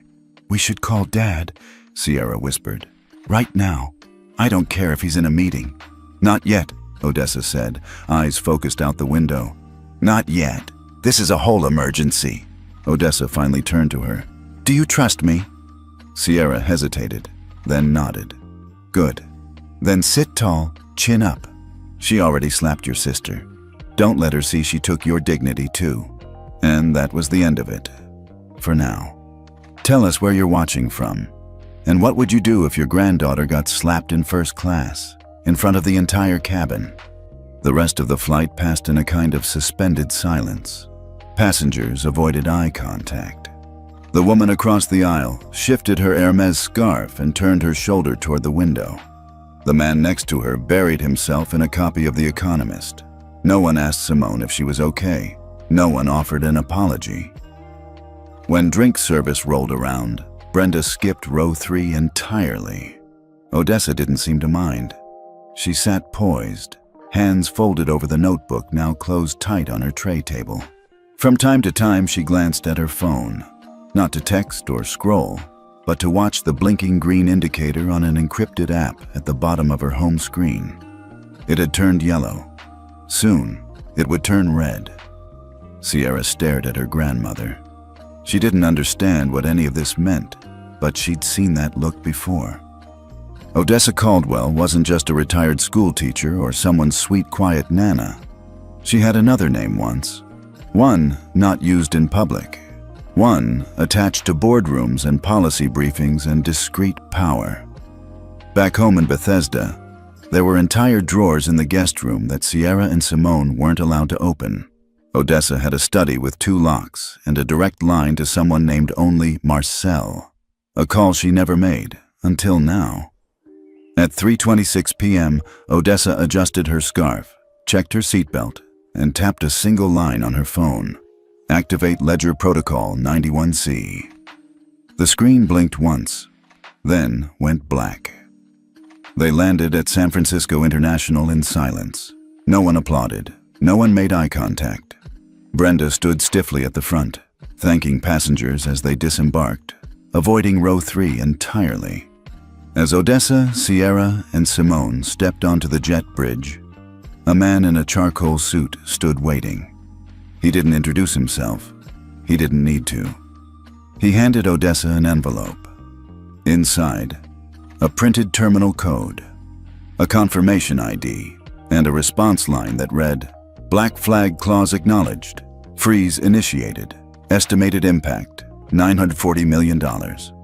Odessa tucked it into her purse like a grocery list. Sierra finally whispered, Grandma, what did you do? Odessa placed a hand on each girl's back and gently guided them forward. I didn't do anything, she smiled faintly. I just let the system catch up with itself. By the time they reached baggage claim, The ripple had already begun. Inside Terminal G, Odessa, Sierra, and Simone walked in silence, surrounded by the usual hum of travelers and echoing luggage wheels. The noise around them felt oddly distant, like it was happening in another world. Sierra kept glancing at her phone. "Still nothing in the news," she whispered. "It wouldn't be news," Odessa replied, calmly adjusting her gloves. "Not yet." Simone still hadn't spoken since the slap. She trailed just behind them, her posture guarded, arms crossed over her stomach like she was trying to shrink out of view. Odessa didn't force a conversation. She knew what that silence meant. Shame worked its way into children differently. It didn't just bruise the skin. It folded itself into their sense of worth, of belonging. Not this time. 30 minutes earlier in Manhattan, thousands of miles away, a quiet storm had started. A red flag alert blinked on the ethics risk dashboard at the New York headquarters of Fair Sky Ledger. A young analyst named Malik Osei sat up straight, nearly spilling his coffee. He leaned forward to double-check the origin tag. Protocol 91C, triggered by Caldwell O. Priority immediate. He barely had time to process before the Director of Ethics Response, Evan Cho, stepped into the room. "She pulled it," Evan asked. "Confirmed. From in-flight." Evan didn't blink. "Get legal. Initiate ledger lockdown for all 5 affiliates, Sky North first." Within 5 minutes, an invisible cascade began. Ethics scores dropped. 5 airlines, including Sky North, saw their compliance ratings fall beneath the sustainability benchmark. That triggered an automatic freeze of $940 million across multiple ESG credit lines. 2 international investment consortia delisted the affected airlines. Insurance partners requested emergency reevaluations, and none of the airlines saw it coming. All because of one clause, hidden deep in the framework of the Fair Sky Ledger. A clause no one ever believed would be used. Until now. Back in San Francisco, Odessa calmly checked her phone. A small green badge glowed faintly. Freeze active. Monitoring phase. She placed the device back into her coat pocket and looked toward her granddaughters. Sierra had been watching her. She didn't say anything, but the look on her face was different now. More curious than confused. Like she was beginning to understand there was more to her grandmother than cardigans and peppermint tea. Odessa gave a small nod. "You both asked why I didn't yell," she said quietly. "Why I didn't confront that woman in the aisle." Simone looked up for the first time since they landed. Sierra stayed close. Odessa continued, "Because when you know what system you're inside of, and you helped build it, you don't have to yell, you just have to signal it." They made their way to the car, and Sierra still looked unsure. "So, that phone? That tap you did on the plane, what exactly did it do?" "It began a correction," Odessa said. "A long time coming." The ride to their hotel, the Grantham, was quiet but smooth. As the car pulled up to the entrance, a doorman stepped forward and tipped his hat. "Welcome back, Ms. Caldwell," he said warmly. Sierra blinked. "Wait, you've been here before?" "Many times," Odessa replied, as if it weren't worth noting. "I used to attend ethics board meetings nearby." Simone squinted. "You were on the board?" Odessa gave a gentle chuckle. "No, baby, I wrote the board." Inside Sky North's corporate tower, chaos was unfolding. CEO Craig Halden was in his corner office, red-faced and furious. He stood over a young legal officer who was reading from a printed memo with shaking hands. "This can't be real," Craig said. "They can't just freeze funding." "They can," the lawyer said. "They did." Craig stormed to his screen. "Who the hell is behind this?" The legal officer clicked into the metadata on the protocol. A name popped up, Odessa Caldwell. Beneath it, her previous title, Senior Ethics Risk Director, Global Investment Council. Founder of the Passenger Equity Framework. Protocol architect of the very system Sky North had signed into 3 years ago to attract sustainable investors. "She wrote the system," the lawyer muttered, stunned. She's not just a passenger. She's the root authority. Craig stared at the screen, cold sweat rising on the back of his neck. So she can shut it all down? She already did. At the Grantham, Odessa took her tea quietly in the lounge while Sierra paced nearby. You really made that thing? The whole Fair Sky system? Sierra asked. Why didn't you ever tell us? Odessa looked up. Because I didn't build it to talk about. I built it to protect people who don't always get to sit in first class without someone asking why they're there. Simone leaned forward, finally finding her voice. So what happens now? Odessa smiled, small and certain. Now the industry scrambles to explain why their ethics score suddenly dropped. Investors start calling, journalists sniff around, and the FAA quietly reopens the passenger equity framework they buried 3 years ago. You're going to go public with this? Sierra asked. No, Odessa said. That's not necessary. The consequence is already moving. And besides, she picked up her notebook. Real correction doesn't need headlines. It just needs pressure in the right places. That same evening, 3,000 miles away in D.C., the FAA received an encrypted draft of a 54-page proposal, an old document revived from their archives. Title: Passenger Equity Framework. Draft Review. Author: Caldwell, O. It had been shelved, dismissed as too ambitious, too radical. Now it had teeth, and the industry was listening. Back in her room, Odessa stood on the balcony as the city lights flickered to life. Her granddaughters were asleep in the suite behind her. She held her notebook, turned to a new page, and wrote in her careful hand, "One strike, one signal, and the system reboots. This time, they'll remember the silence." She tore out the page, folded it neatly, and placed it inside the leather folder labeled Passenger Equity, Active Case, Caldwell. Tomorrow, she knew, there would be calls, but tonight, there was peace, and that was enough. The next morning, Odessa was already up before the sun. She sat on the edge of the hotel bed, her notebook open in her lap, steam rising gently from a cup of jasmine tea beside her. Sierra and Simone were still asleep, curled up under the soft white blankets in the other room. The silence gave her space to think, but it wouldn't last long. She flipped a page and read over her notes from the night before. Every line was purposeful, every phrase sharp like a scalpel. Odessa had been in too many boardrooms to leave anything vague, especially now. Her phone buzzed. It wasn't a text or call. It was a system ping from Fair Sky's internal alert chain, the kind that only final node authorities received. She tapped to open it. Subject: Emergency Ethics Rating Deviation Review affected. Sky North Airlines status: Preliminary suspension pending multi-sector investigation authority source: Caldwell, O. The investigation had started. She exhaled slowly, not out of relief, but because she knew exactly what came next.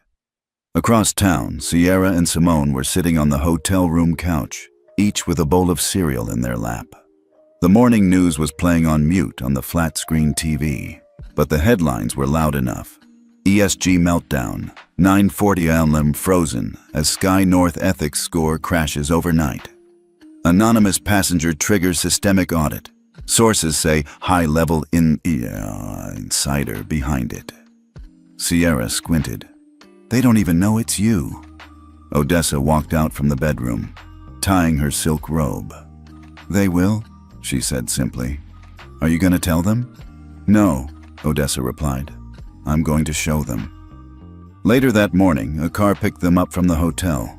Odessa had a meeting at the Bayview Institute, an old policy think tank tucked into the hills above San Francisco. She'd spoken there before, but today's meeting wasn't scheduled. She was calling it herself. The director, Martin Shu, greeted her at the front desk. Odessa, he said, slightly breathless. I figured you'd be coming. He led her to a small conference room with glass walls. I've already cleared the schedule. You'll have total discretion over what gets shared. This thing you started, it's gone nuclear.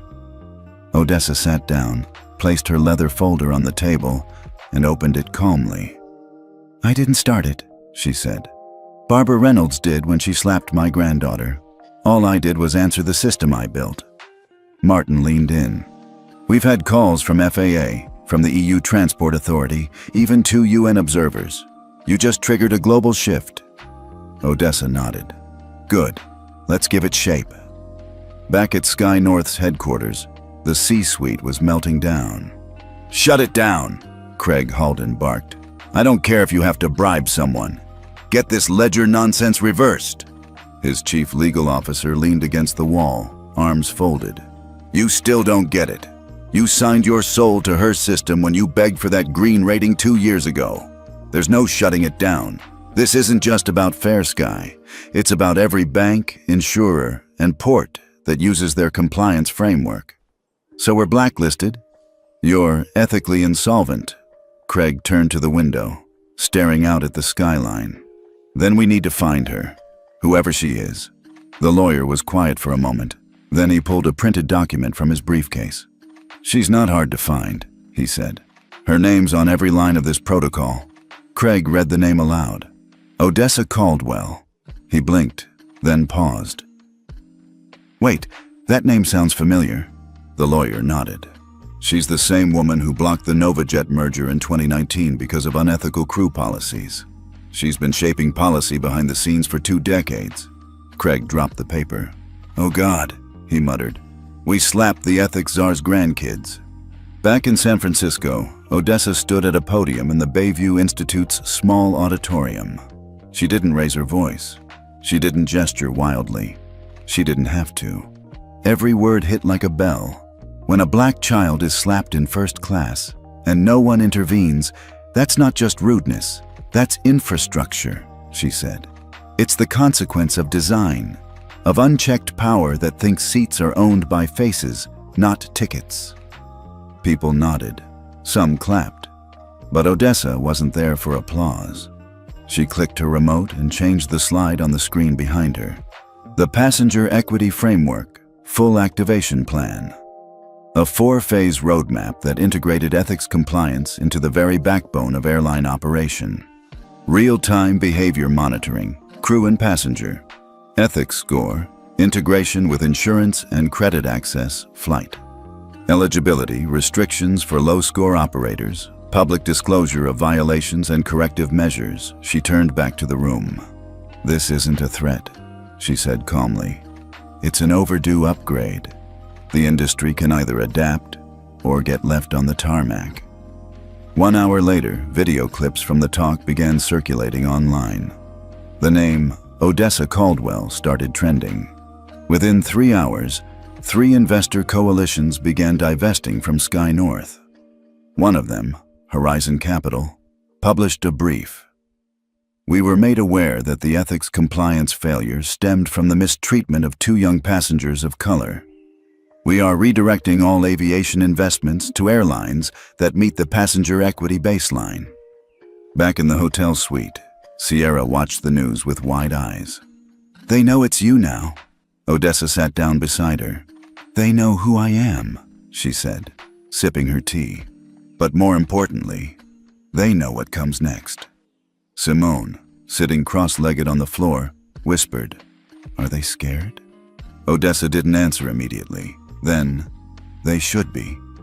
That evening, a special closed-door meeting was convened at FAA headquarters. 4 senior administrators sat around a long oak table. One of them, a woman named Darla Reyes, held up her tablet. This is the problem, she said. She's not just a whistleblower. She's the engineer. She has built-in authority, and she has the public's trust. Another official asked, Do we fight this, or follow her lead?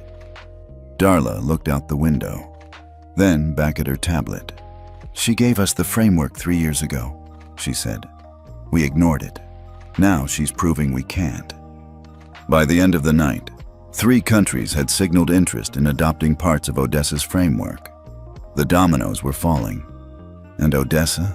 She was back on the balcony, staring into the dark sky. Sierra walked up beside her, holding her phone. Grandma, she said softly, there's a video going viral. Some random passenger filmed the slap. It's out now. People are mad. Odessa nodded, watching the moonlight cut across the city skyline. Good, she said. Let them be. She didn't need to go viral. But the truth? That needed to fly. The newsroom at Channel 6 wasn't built for chaos, but by 10:04 a.m., chaos had taken a seat and poured itself coffee. Okay, who is she? Is the slap video real? Wait, $940 million. Froze. What the hell is the Fair Sky Ledger? Producers darted between desks like bees in a storm, phones glued to their ears. They weren't chasing a story. The story was chasing them. In a corner booth near the back, Selena Torres, the network's senior ethics correspondent, stared at a grainy still image pulled from the viral video. Two young black girls in first class, one flinching, one reaching toward her sister, and a flight attendant mid-slap, her hand blurred from motion. Selena narrowed her eyes at the timestamp. 07:49 a.m. Gate 32A, Sky North Flight 1182. She didn't need confirmation. She recognized the posture in that hand. It was the same airline whose CEO once told her off-record, "These ESG scores are a fad. What matters is seat fill." Well, now the seats were empty. She typed 3 words into a search bar. Odessa Caldwell Ethics. And there it was. A decade of policy drafts. Closed-door testimony before Senate committees. Founding chair of the Ethics Viability Index. Whispers of a system used quietly across 7 banks and 2 international lending boards. Selena exhaled.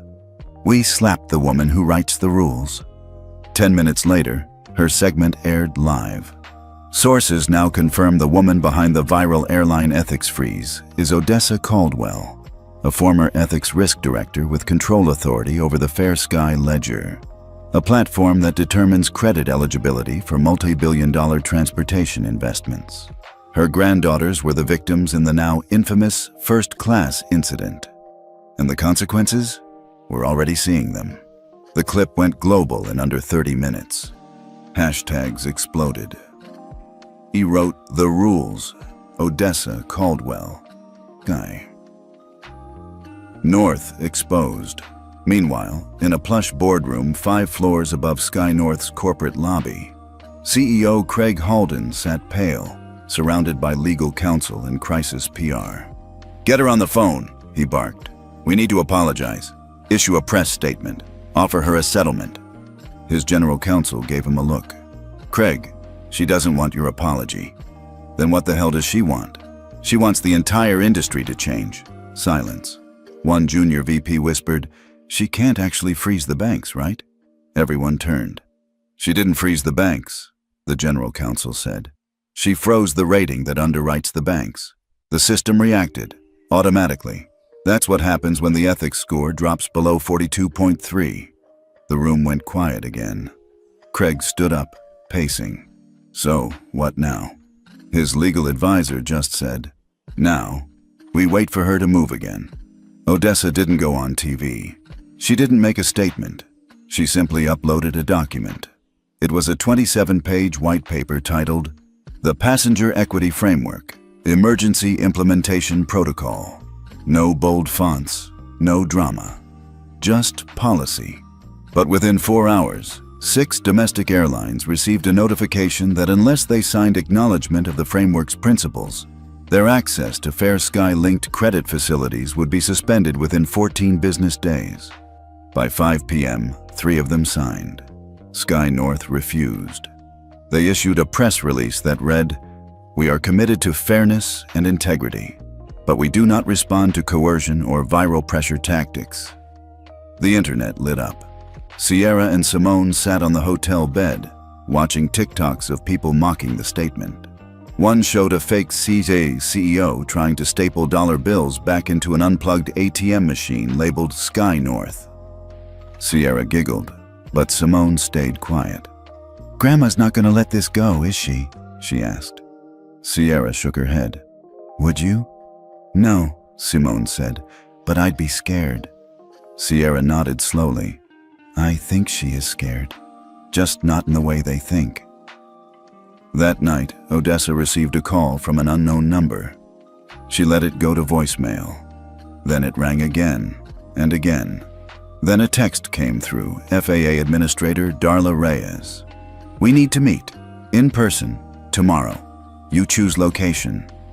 Odessa stared at the message, then walked over to her bookshelf, pulled down a small dust-covered binder. Equity Emergency Playbook. She wrote one sentence in the margins. Day 2. They finally admit the system matters. At FAA headquarters the next morning, Odessa sat across from Darla Reyes and 2 policy heads. No lawyers, no press. Just people who'd worked in the system long enough to know it was rotting from inside. Darla leaned forward. "You've turned the spotlight onto something we ignored for years. You built it, you warned us, and now you've shown us what happens when it's not followed." Odessa didn't smile. She just opened a folder and slid over a document labeled Phase 2, Crew Conduct Transparency Index. "This goes beyond investment ratings," she said. "It's time airlines are scored the way students are graded, on conduct." Darla flipped through the proposal. "What's this clause?" she asked. "Retroactive score degradation?" Odessa nodded. "For every verified incident in the last 5 years that was covered up, minimized, or denied, each drops your score by 2.4 points. We don't just punish future violations, we clear the backlog. And if the airlines refuse?" Odessa folded her hands. "Then the investors will, and the airports will, and the international regulators already watching from London to Sydney will move without waiting." Darla looked down at the folder. "This will change everything." Odessa finally smiled. "That's the point." By evening, 5 more airlines had signed early access letters to the new passenger equity framework. 2 banks publicly endorsed the rating recalibration. One insurer, Eastern Horizon Capital, announced they would no longer underwrite any flight operations with a Fair Sky Ethics score under 70. Sky North's was currently at 36. Their stock dropped 11% in a day. Inside a dimly lit crisis war room, Craig Halden stared at a blank document on his laptop. "We need a statement," his communications director said softly. Craig tapped the keyboard, then stopped. "What the hell do you even say to someone who just dismantled your company with one report?" No one answered. Outside, the media vans lined up. Inside, the system reset had already begun. And somewhere across town, in a quiet hotel room, Simone climbed into bed beside Sierra. "She's really doing it," she whispered. Sierra nodded. "She's rewriting the rules." Odessa, in the next room, heard them through the thin wall. Her eyes welled up, but she didn't let the tears fall. She simply whispered to herself, "Let the skies be fair again." The next morning, the world woke up to a headline that stopped people mid-sip. FAA confirms industry ethics probe, passenger equity framework, now mandatory for federal compliance.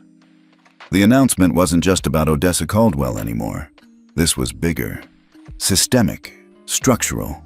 Airlines weren't just dealing with a PR crisis, they were dealing with a regime change. And at the center of it stood a grandmother who hadn't raised her voice once.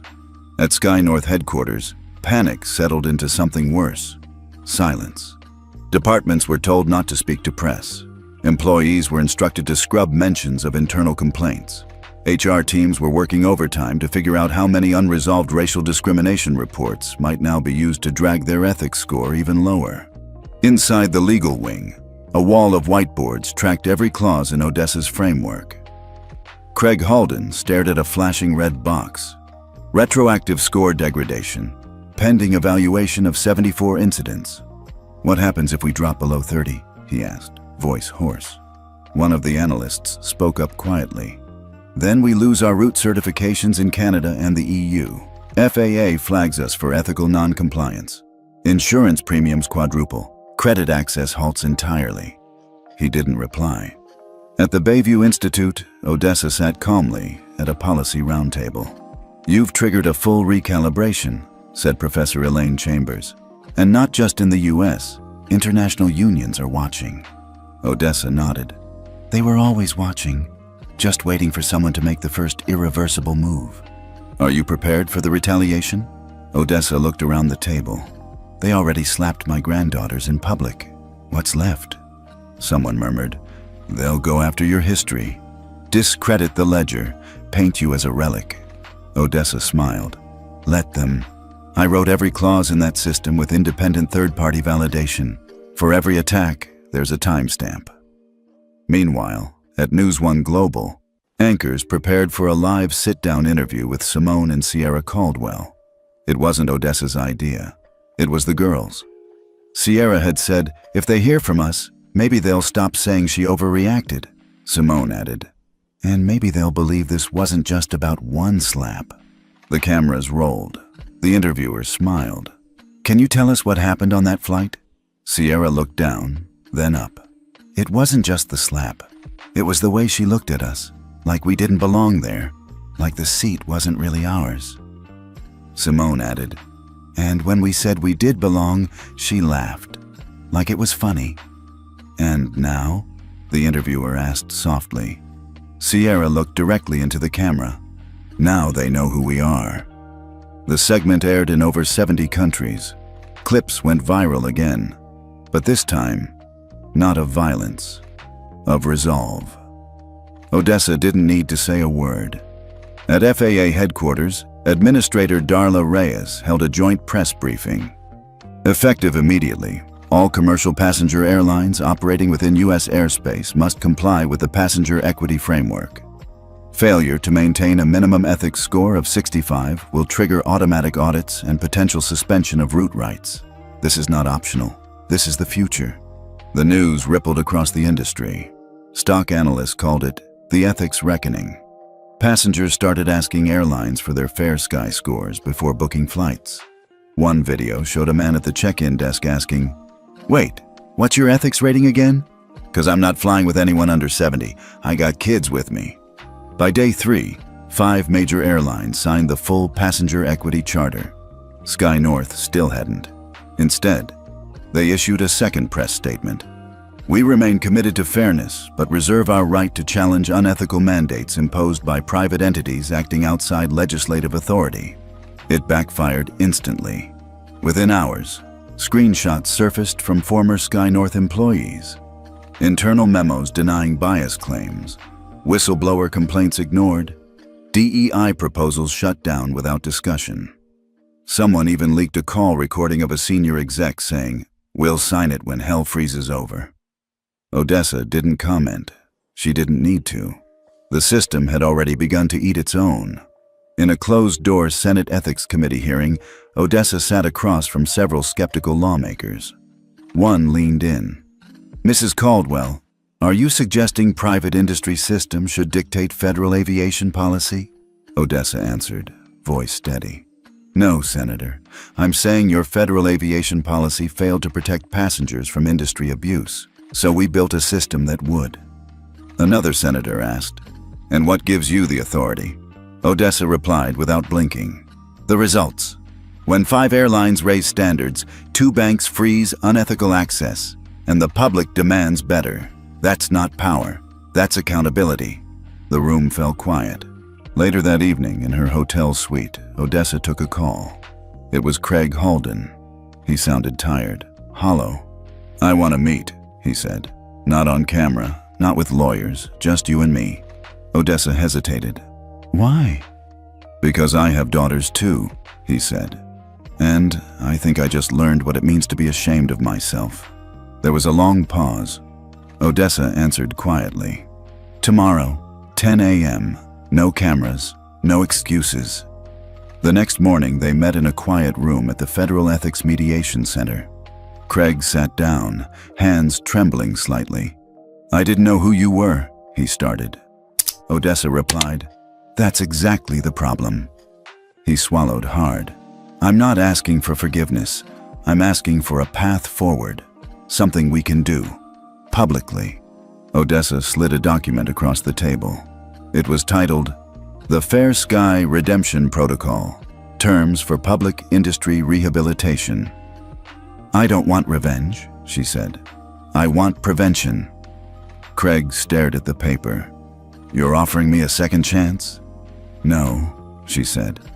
I'm offering your passengers one. Whether you earn it is up to you. He nodded slowly. I'll sign. Odessa stood. Then we begin tomorrow. By the end of the week, Sky North became the last of the top 7 carriers to sign the charter. They held a press conference, not to defend themselves, but to announce sweeping reforms, a full internal audit of historical complaints, public publishing of monthly ethics scores, onboard reporting tools for passengers, mandatory retraining for all flight crew, and a $50 million donation to fund the Passenger Dignity Education Initiative. The world didn't cheer, it watched. But for Odessa, it wasn't about applause. It was about the silence afterward. That stillness when justice, at last, feels like a full breath. Simone hugged her tightly that night. You did it, Grandma. Odessa smiled softly. No, baby, we did. And far above them, planes crossed the night sky, still flying, but no longer unchecked. 3 days after Sky North signed the charter, a quiet ripple turned into a wave. The Wall Street Observer ran the headline first. Fair Sky Ledger ratings go public. Investors begin divesting from low-scoring airlines. And just like that, what began as a moral reckoning became a financial one. By 11 a.m., $412 million had been pulled from 3 major airlines whose ethics scores dropped below 60. By 2 p.m., 2 investment consortia announced they would only back transportation companies compliant with the passenger equity framework. And by nightfall, Black Flag Clause 4.3, the clause Odessa had written 12 years ago, was invoked in full. It froze nearly $940 million in revolving credit lines. The media dubbed it the ethics freeze. But Odessa Caldwell didn't call it that. She called it maintenance. Meanwhile, Sierra and Simone were quietly ushered out of the spotlight. Odessa had seen the early signs, comment sections turning from support to scrutiny. She's exploiting those girls for media gain. They're teenagers. This is too much for them. So, Odessa pulled them back. Not because the critics were right, but because the girls deserved a normal Wednesday more than they needed another headline. She handed them phones, turned off press notifications, and told them, they already saw your strength. Now go be kids again. That night, the girls stayed up late watching cartoons. No hashtags, no trending tags, just popcorn. Inside the FAA, a war was brewing. Not against Odessa, against the silence. For years, the agency had quietly let airlines regulate themselves, evaluating complaints in-house, running DEI initiatives as optional side projects. But now the world was watching. Internal emails showed disagreements on how to proceed. Some senior officials wanted to endorse Fair Sky fully. Others wanted to audit it. One director wrote, "It's either us or them. If we don't lead the ethics framework, private systems will." But the truth was, Fair Sky Ledger wasn't just a system anymore. It had become a standard. And Odessa? She had become something else entirely, unavoidable. In a quiet Washington restaurant, Odessa met with Marlene Zhu, executive chair of Trans-Allied Holdings, a multinational investment body with over $200 billion under management. I'll be brief, Marlene said, setting down a leather folder. We're pulling $190 million from Air Nova and transferring our portfolio to certified carriers. Odessa blinked. That's fast. Marlene leaned in. Ethics is the new capital, and we're not in the business of betting on instability. Then she paused. But I want to go further. Odessa raised an eyebrow. Marlene continued.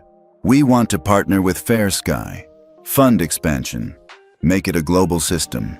Odessa didn't answer right away. Finally, she said, I built Fair Sky, so we wouldn't need private leverage to be treated with basic dignity, not to sell it off. Marlene smiled. Not a buyout, a partnership. You stay in control. Odessa looked at the folder again. The first page read, Proposal, International Passenger Ethics Accord. She closed the folder. I'll consider it, but on one condition. Name it. You don't get to shape the rules. You follow them, just like everyone else. Marlene nodded. Deal. The next morning, a notification came across Fair Sky's internal dashboard. New entry request. International Certification Interest. 21 carriers. Odessa stared at the screen. In 12 years, no one had asked for international implementation. Now, 21 carriers from 4 continents wanted in. She clicked Accept All, then walked to the window. The sun was just breaking over the skyline, and in that moment, it hit her. This isn't about what they did to us anymore. It's about what we do for those after us. Back at Sky North, a different meeting was taking place. Craig Halden stood before his board, flanked by a new chief ethics officer and a visibly uncomfortable legal team. I've called this session to announce a formal apology, he began. To every passenger we failed, and to the Caldwell family, whose pain forced us to confront what we refused to see. He turned to the screen behind him.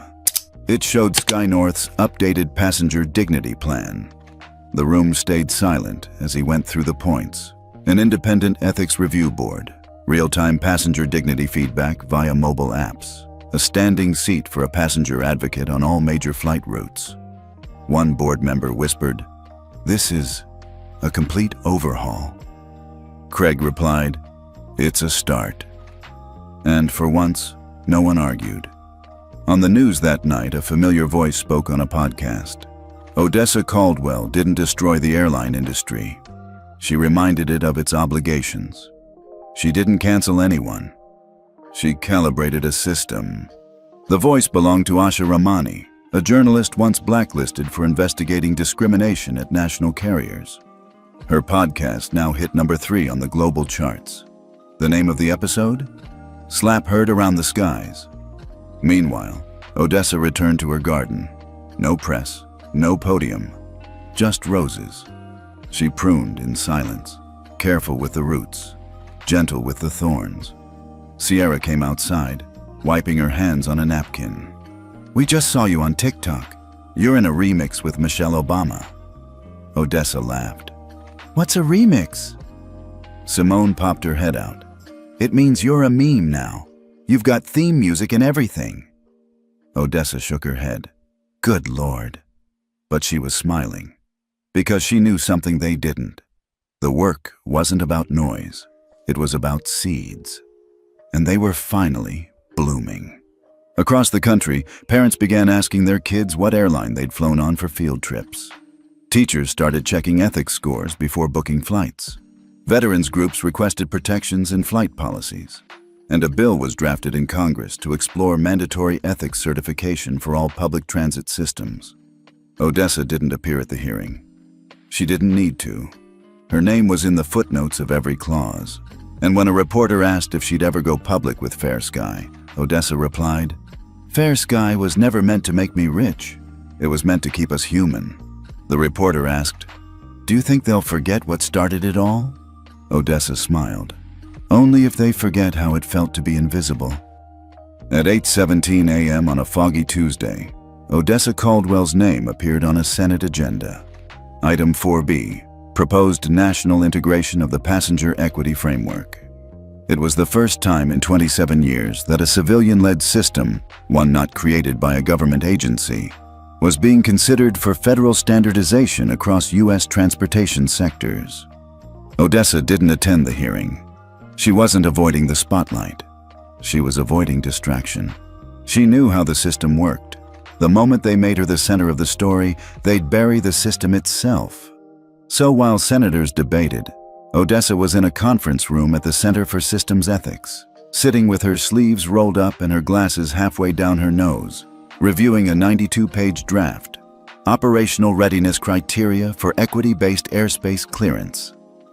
"This is dense," said Caleb Dwyer, the former CTO of Air Fleet Logistics who now worked with Odessa's team. "Good," Odessa replied. "Systems should be dense. Being fair isn't about slogans. It's about infrastructure. Caleb smirked. You know the FAA's gonna fight this. I know, she said, turning the page. They've been fighting gravity too. It's not going well for them either. Back in DC, the Senate hearing had turned, surprisingly, bipartisan. Senator Ramirez of California spoke first. My constituents include immigrants, seniors, veterans, and students. They all fly. They all deserve protection. Then, a Republican from Ohio surprised the room. I wasn't sold on this at first. Thought it was corporate overreach. But then my daughter told me about what happened to those girls, Simone and Sierra.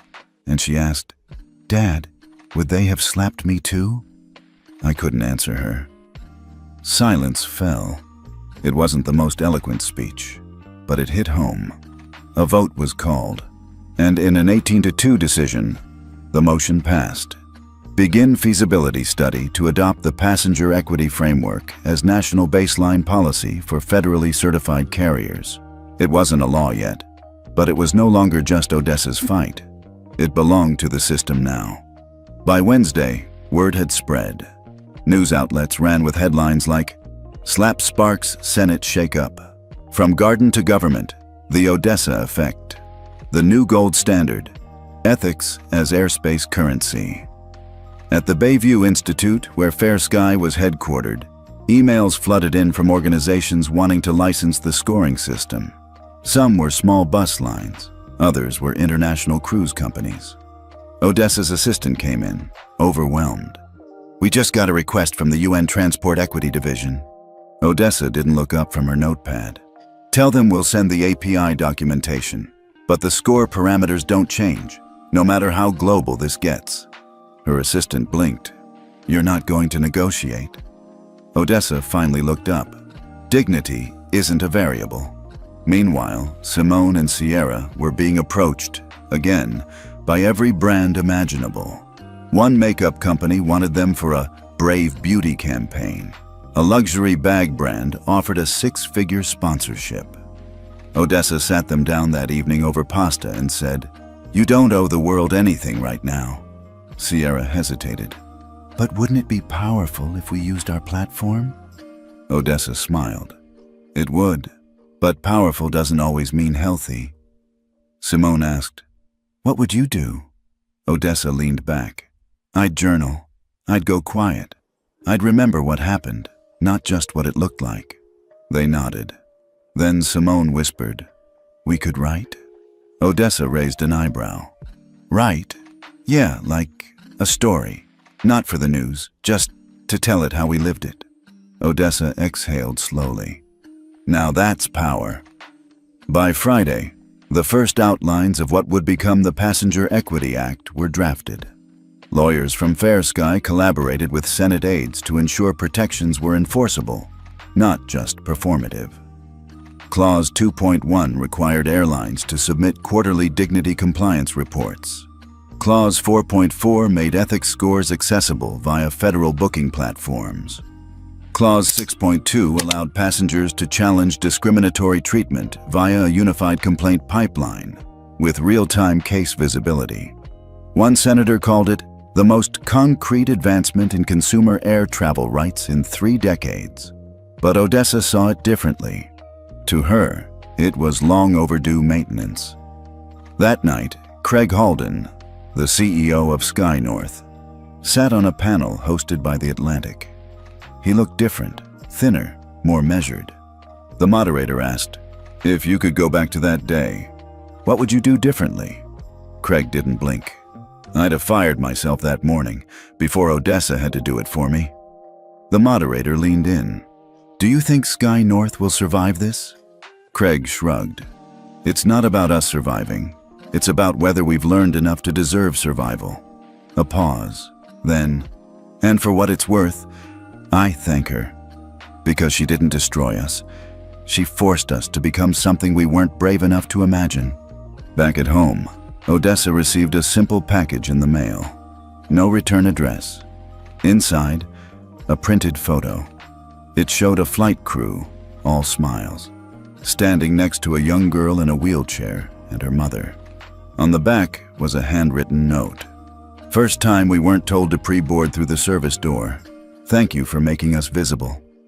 Odessa stared at it for a long time. Then she walked to her office, opened a drawer, and slid the photo in. She had a section labeled Before and After. It was almost full now. Late that night, she stood at her window, looking out over the city. Sierra and Simone were asleep. The world was noisy again. Podcasts, news segments, hashtags. But she wasn't listening to any of it. Instead, she pulled out her phone and typed a message to herself. Don't get addicted to being right. Stay addicted to doing right. She paused, then added, let systems serve people, not reputations. She saved the note and smiled, because tomorrow would bring another wave of meetings, another barrage of interviews, another headline. But tonight, she was just a grandmother, one who planted seeds, and finally saw them grow. Odessa woke before dawn again, drawn to her laptop by an email with the subject line, UN Transport Equity Division, request for immediate integration. She'd expected interest, but not this early. She clicked open the message, skimmed the diplomatic tone, then closed her eyes for a moment. 4 continents now wanted Fair Skies Passenger Equity Framework. 12 carriers had already applied for certification. 21 more were in the queue. Cruise lines, bus firms, even rail networks were asking for guidelines. It was surreal. A private system she'd built 10 years ago, quietly fermenting behind the scenes, was now being used to shape policies from New York to Nairobi. She hit Reply All and typed, we'll send API docs and implementation parameters by end of day. No adjustments to core ethics metric. Protocol 4.3 remains universal. Then she hit send and returned to her tea, letting the steam wake her senses. Soon enough, the world would merge around a simple principle. Dignity can't be optional. Later that morning, a small group of executives from Eurosky Holdings gathered in Barcelona. They'd been flying under a provisional Fair Sky rating of 68, just above the US minimum. Their CEO, Inés Delgado, pushed up her glasses as the statistics scrolled on a conference room screen. 14 confirmed passenger discrimination incidents in the last 24 months. 9 internal complaints inadequately addressed. A base ethics rating of 52.8, post-retroactive degradation. Not enough, Inés said. We need to sign the full charter, effective immediately. Her CFO, Luca Romano, frowned. But our North American routes, those airlines haven't fully complied yet. If we move too quickly, they'll outcompete us on pricing. Inés shook her head. If we don't lead, someone else will. Listen, TransAllied just pulled $190 million from Air Nova. They're going to fund our expansion if we commit now. This is our moment. Luca sighed. Fine, I'll draft the board resolution. Inés nodded, turning to her team. Let's get on the platform. By month's end, Eurosky will be the first European carrier to publish real-time ethics updates.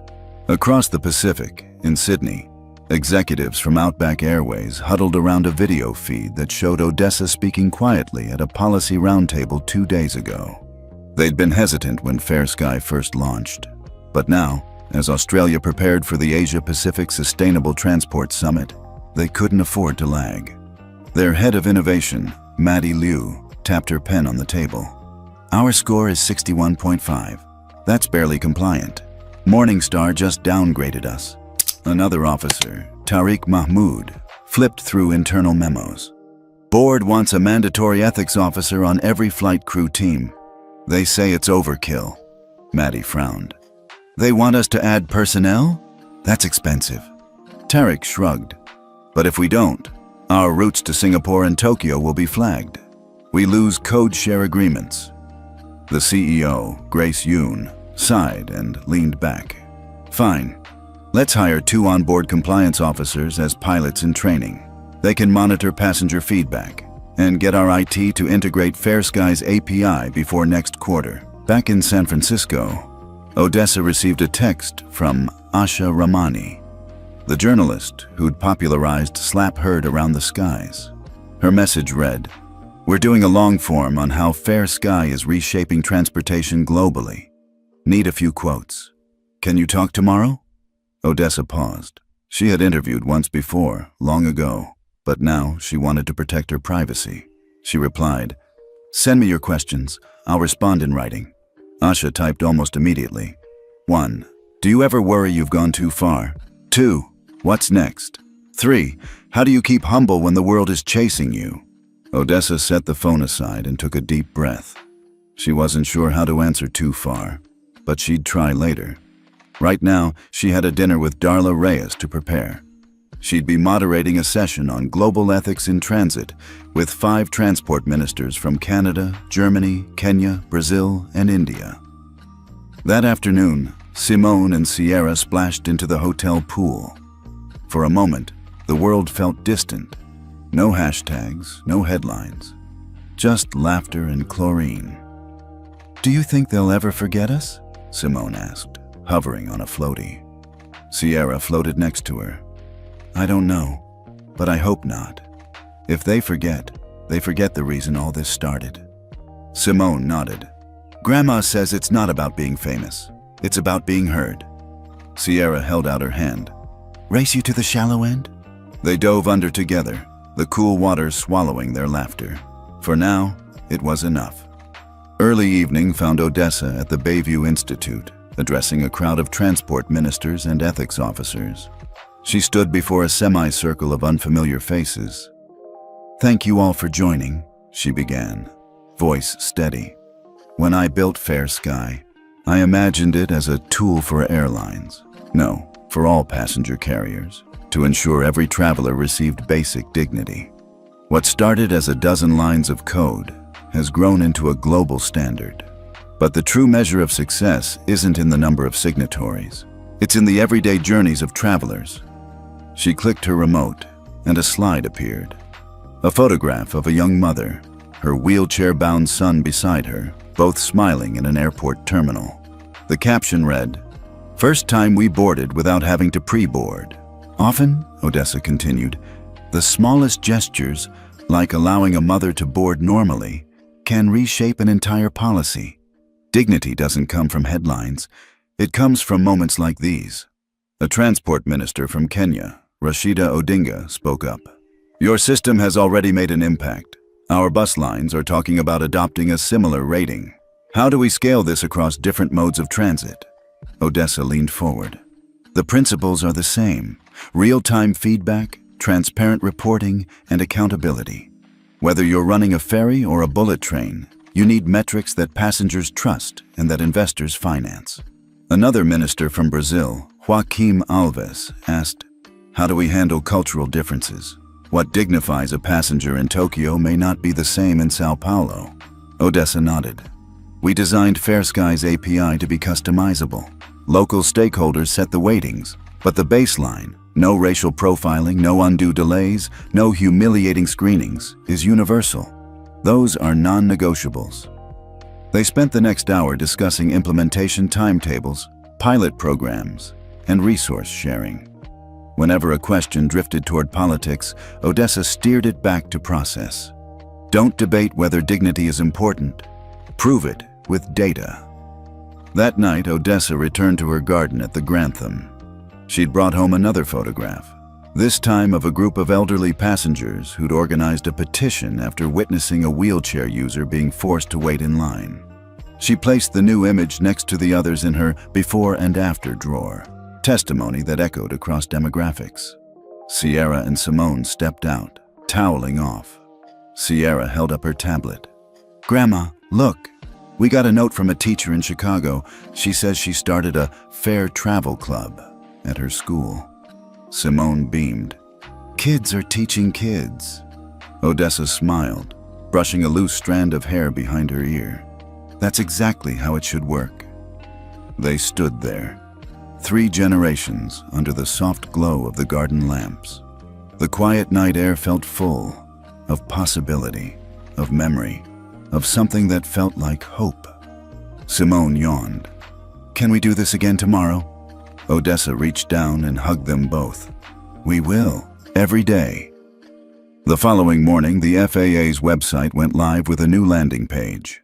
Track your airline's ethics score here.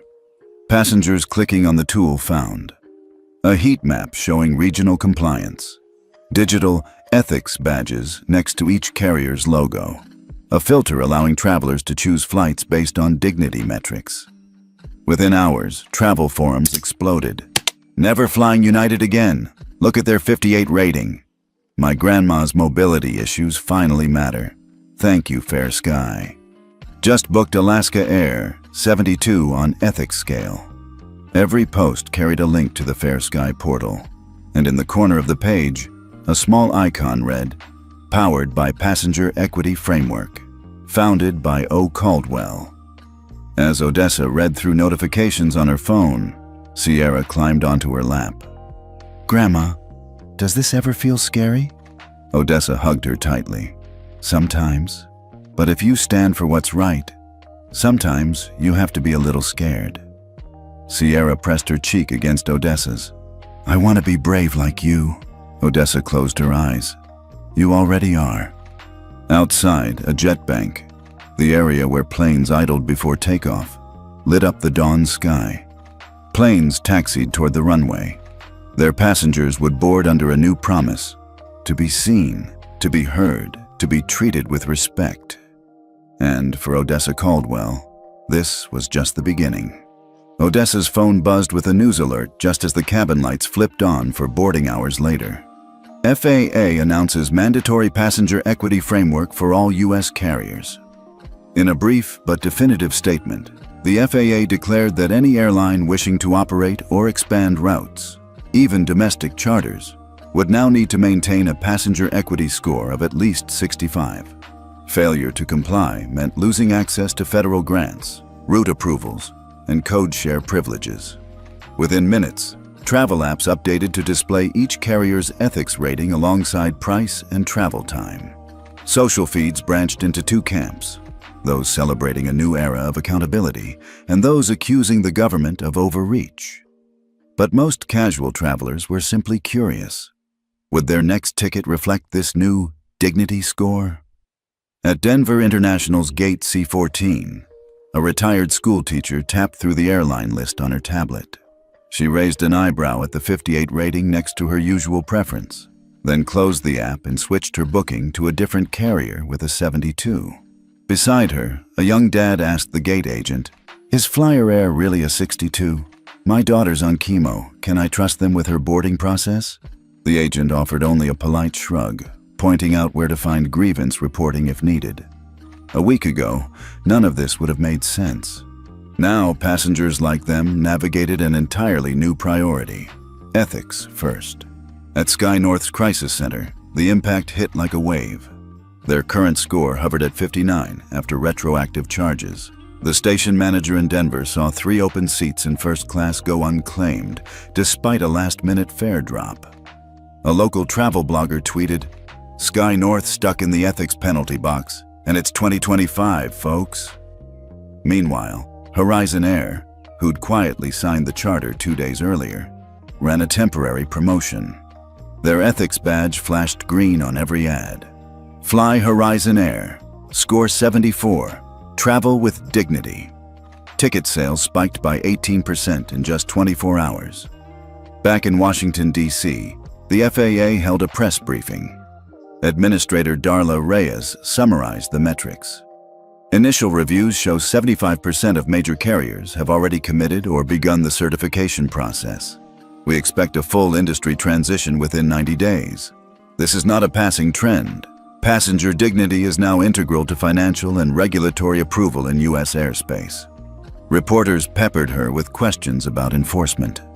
Darla confirmed that ethics audits would be unannounced and that consumer complaints would feed directly into each airline's public compliance dashboard.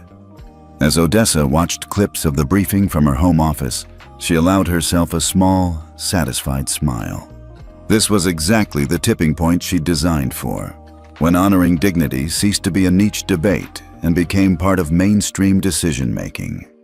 Around the country, union representatives and HR teams scrambled to distribute crew conduct training modules and passenger interaction guidelines to cabin staff.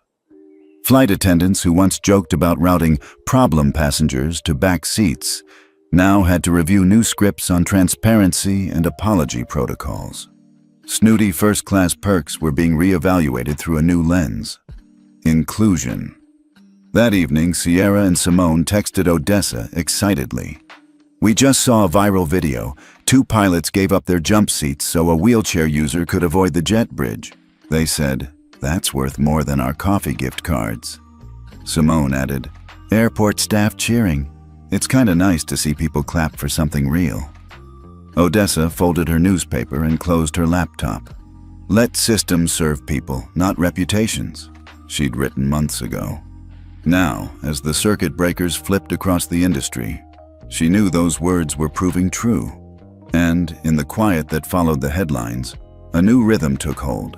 One where every boarding pass carried not just a destination, but a promise of respect. By the time Sierra and Simone arrived at Dallas-Fort Worth 6 months later, neither of them felt a flutter of anxiety. That was new. As they wheeled their suitcases into the Sky North first-class lounge, a young flight attendant named Priya checked their boarding passes with a warm smile. "Good afternoon, Miss Caldwell. Welcome back," Priya said, handing the girls their tickets.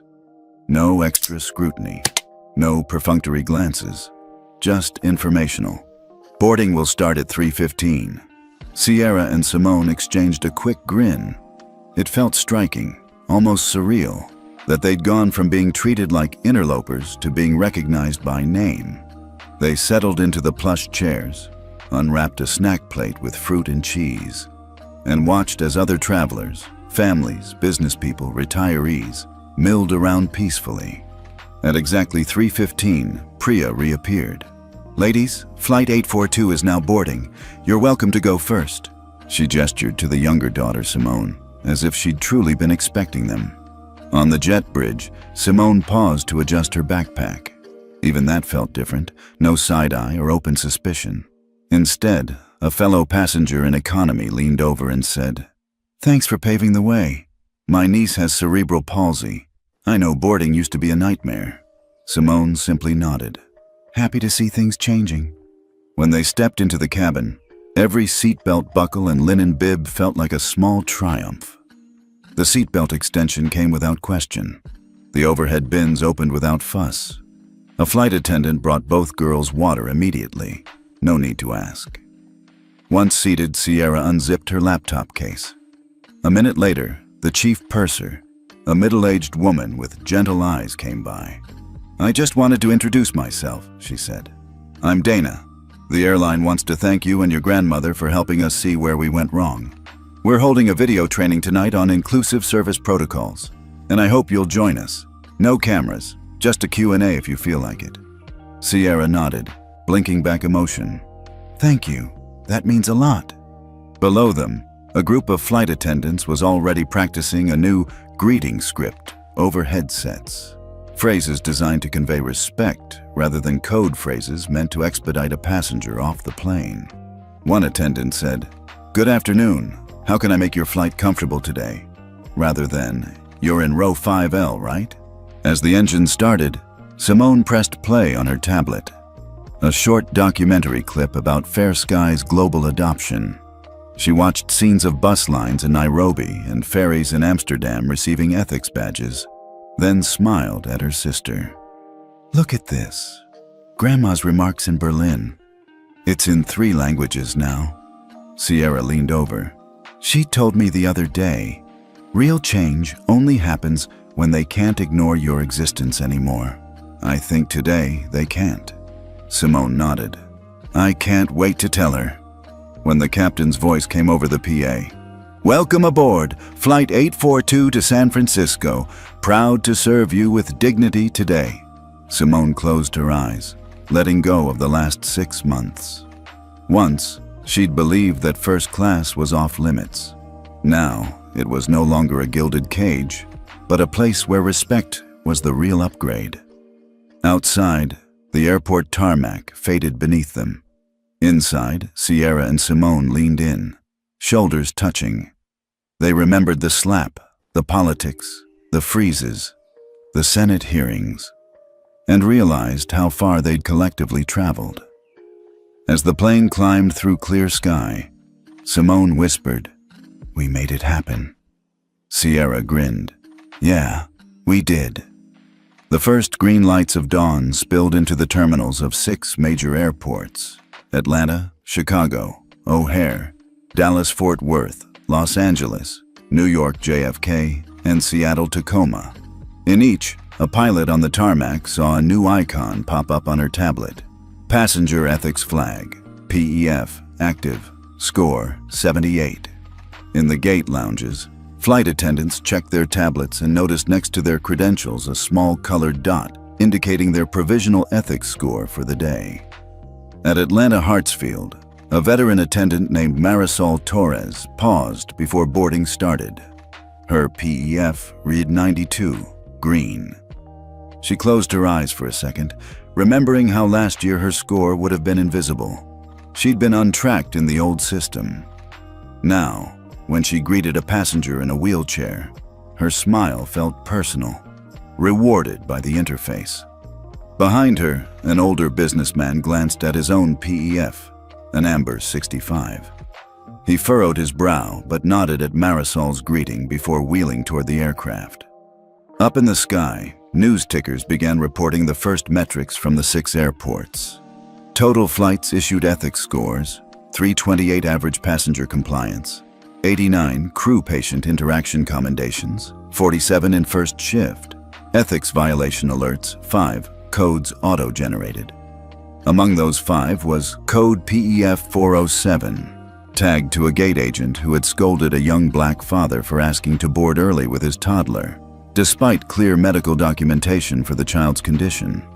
An AI-backed review scanned surveillance footage and passenger testimony, assigning that agent a provisional violation.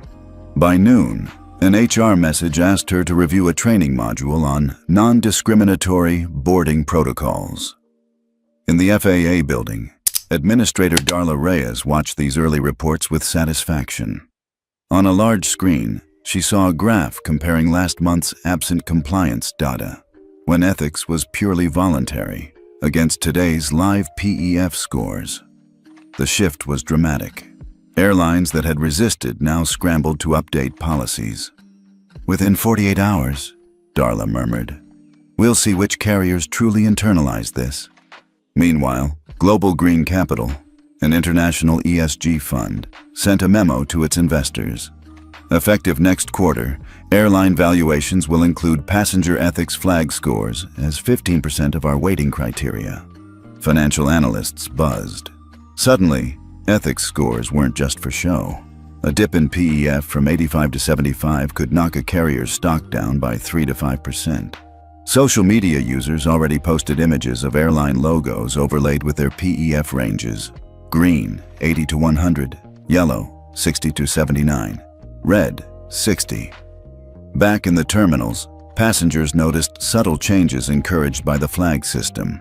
When a family with a service dog boarded, ground staff used a discreet compassion protocol to fast-track them. Their PEF readout glowed brighter on their boarding passes. Elsewhere, travelers downloaded a new mobile app to see real-time ethics updates. Delayed flights now displayed reasons like PEF audit in progress instead of mechanical issues, signaling that passenger treatment could prompt a spot check. By late afternoon, storylines emerged. "Ethics over ease?" asked one travel blog, profiling an upset passenger at Chicago O'Hare, whose request for a pre-boarding seat was initially denied, until another staffer intervened, citing a newly published PEF guideline. Crew commendation, Seattle Flight 442, highlighted an attendant who used the onboard PEF tablet to flag a fellow passenger's medical needs, allowing paramedics to meet the flight on arrival. As sunset tinted the airport windows orange, Odessa Caldwell sat in her San Francisco office, reviewing the first full-day PEF analytics. 6 airports, hundreds of flights, tens of thousands of data points. Her shoulders relaxed at the knowledge that a system designed to protect dignity had finally moved from policy to practice. She typed a quick note to her team, Phase T on schedule. Expand to 12 hubs by quarter's end. Prepare incident training videos based on today's violations. Then she paused and smiled.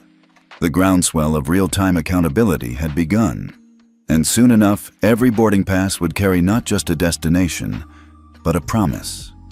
To be seen, to be valued, to be treated with respect. 6 months later, Sierra and Simone sat in the Sky North first-class lounge at Dallas-Fort Worth, waiting for their connecting flight. The air smelled faintly of cinnamon rolls and fresh coffee. Nothing like the tension they recalled from their first journey. They were older now. Sierra had just started her freshman year of high school, and Simone was finishing middle school. They'd both grown an inch or two, and their voices carried a confidence that hadn't been there before. When the lounge attendant, Priya, greeted them by name, Simone smiled. "Thanks for having us again, Priya," she said. "Feels normal." Priya nodded. "It is now. Have a snack before boarding? Flight 712 should start in about 15 minutes. As Simone poured orange juice, Sierra glanced at the departure board. Beside their flight number was a small green icon, PEF 82.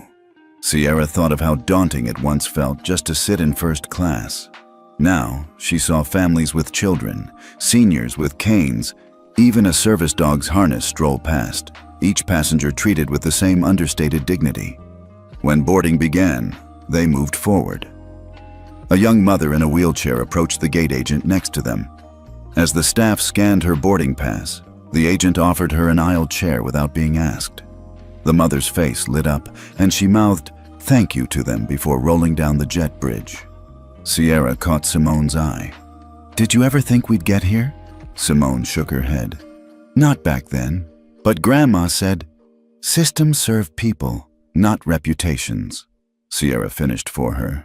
They both laughed softly. Inside the cabin, the chief purser, Dana, stopped by their seats. "Miss Caldwell, good to see you both. Our crew has been updated on your grandmom's work. If there's anything you need, just let me know." Sierra felt a warm glow. "Thank you, really."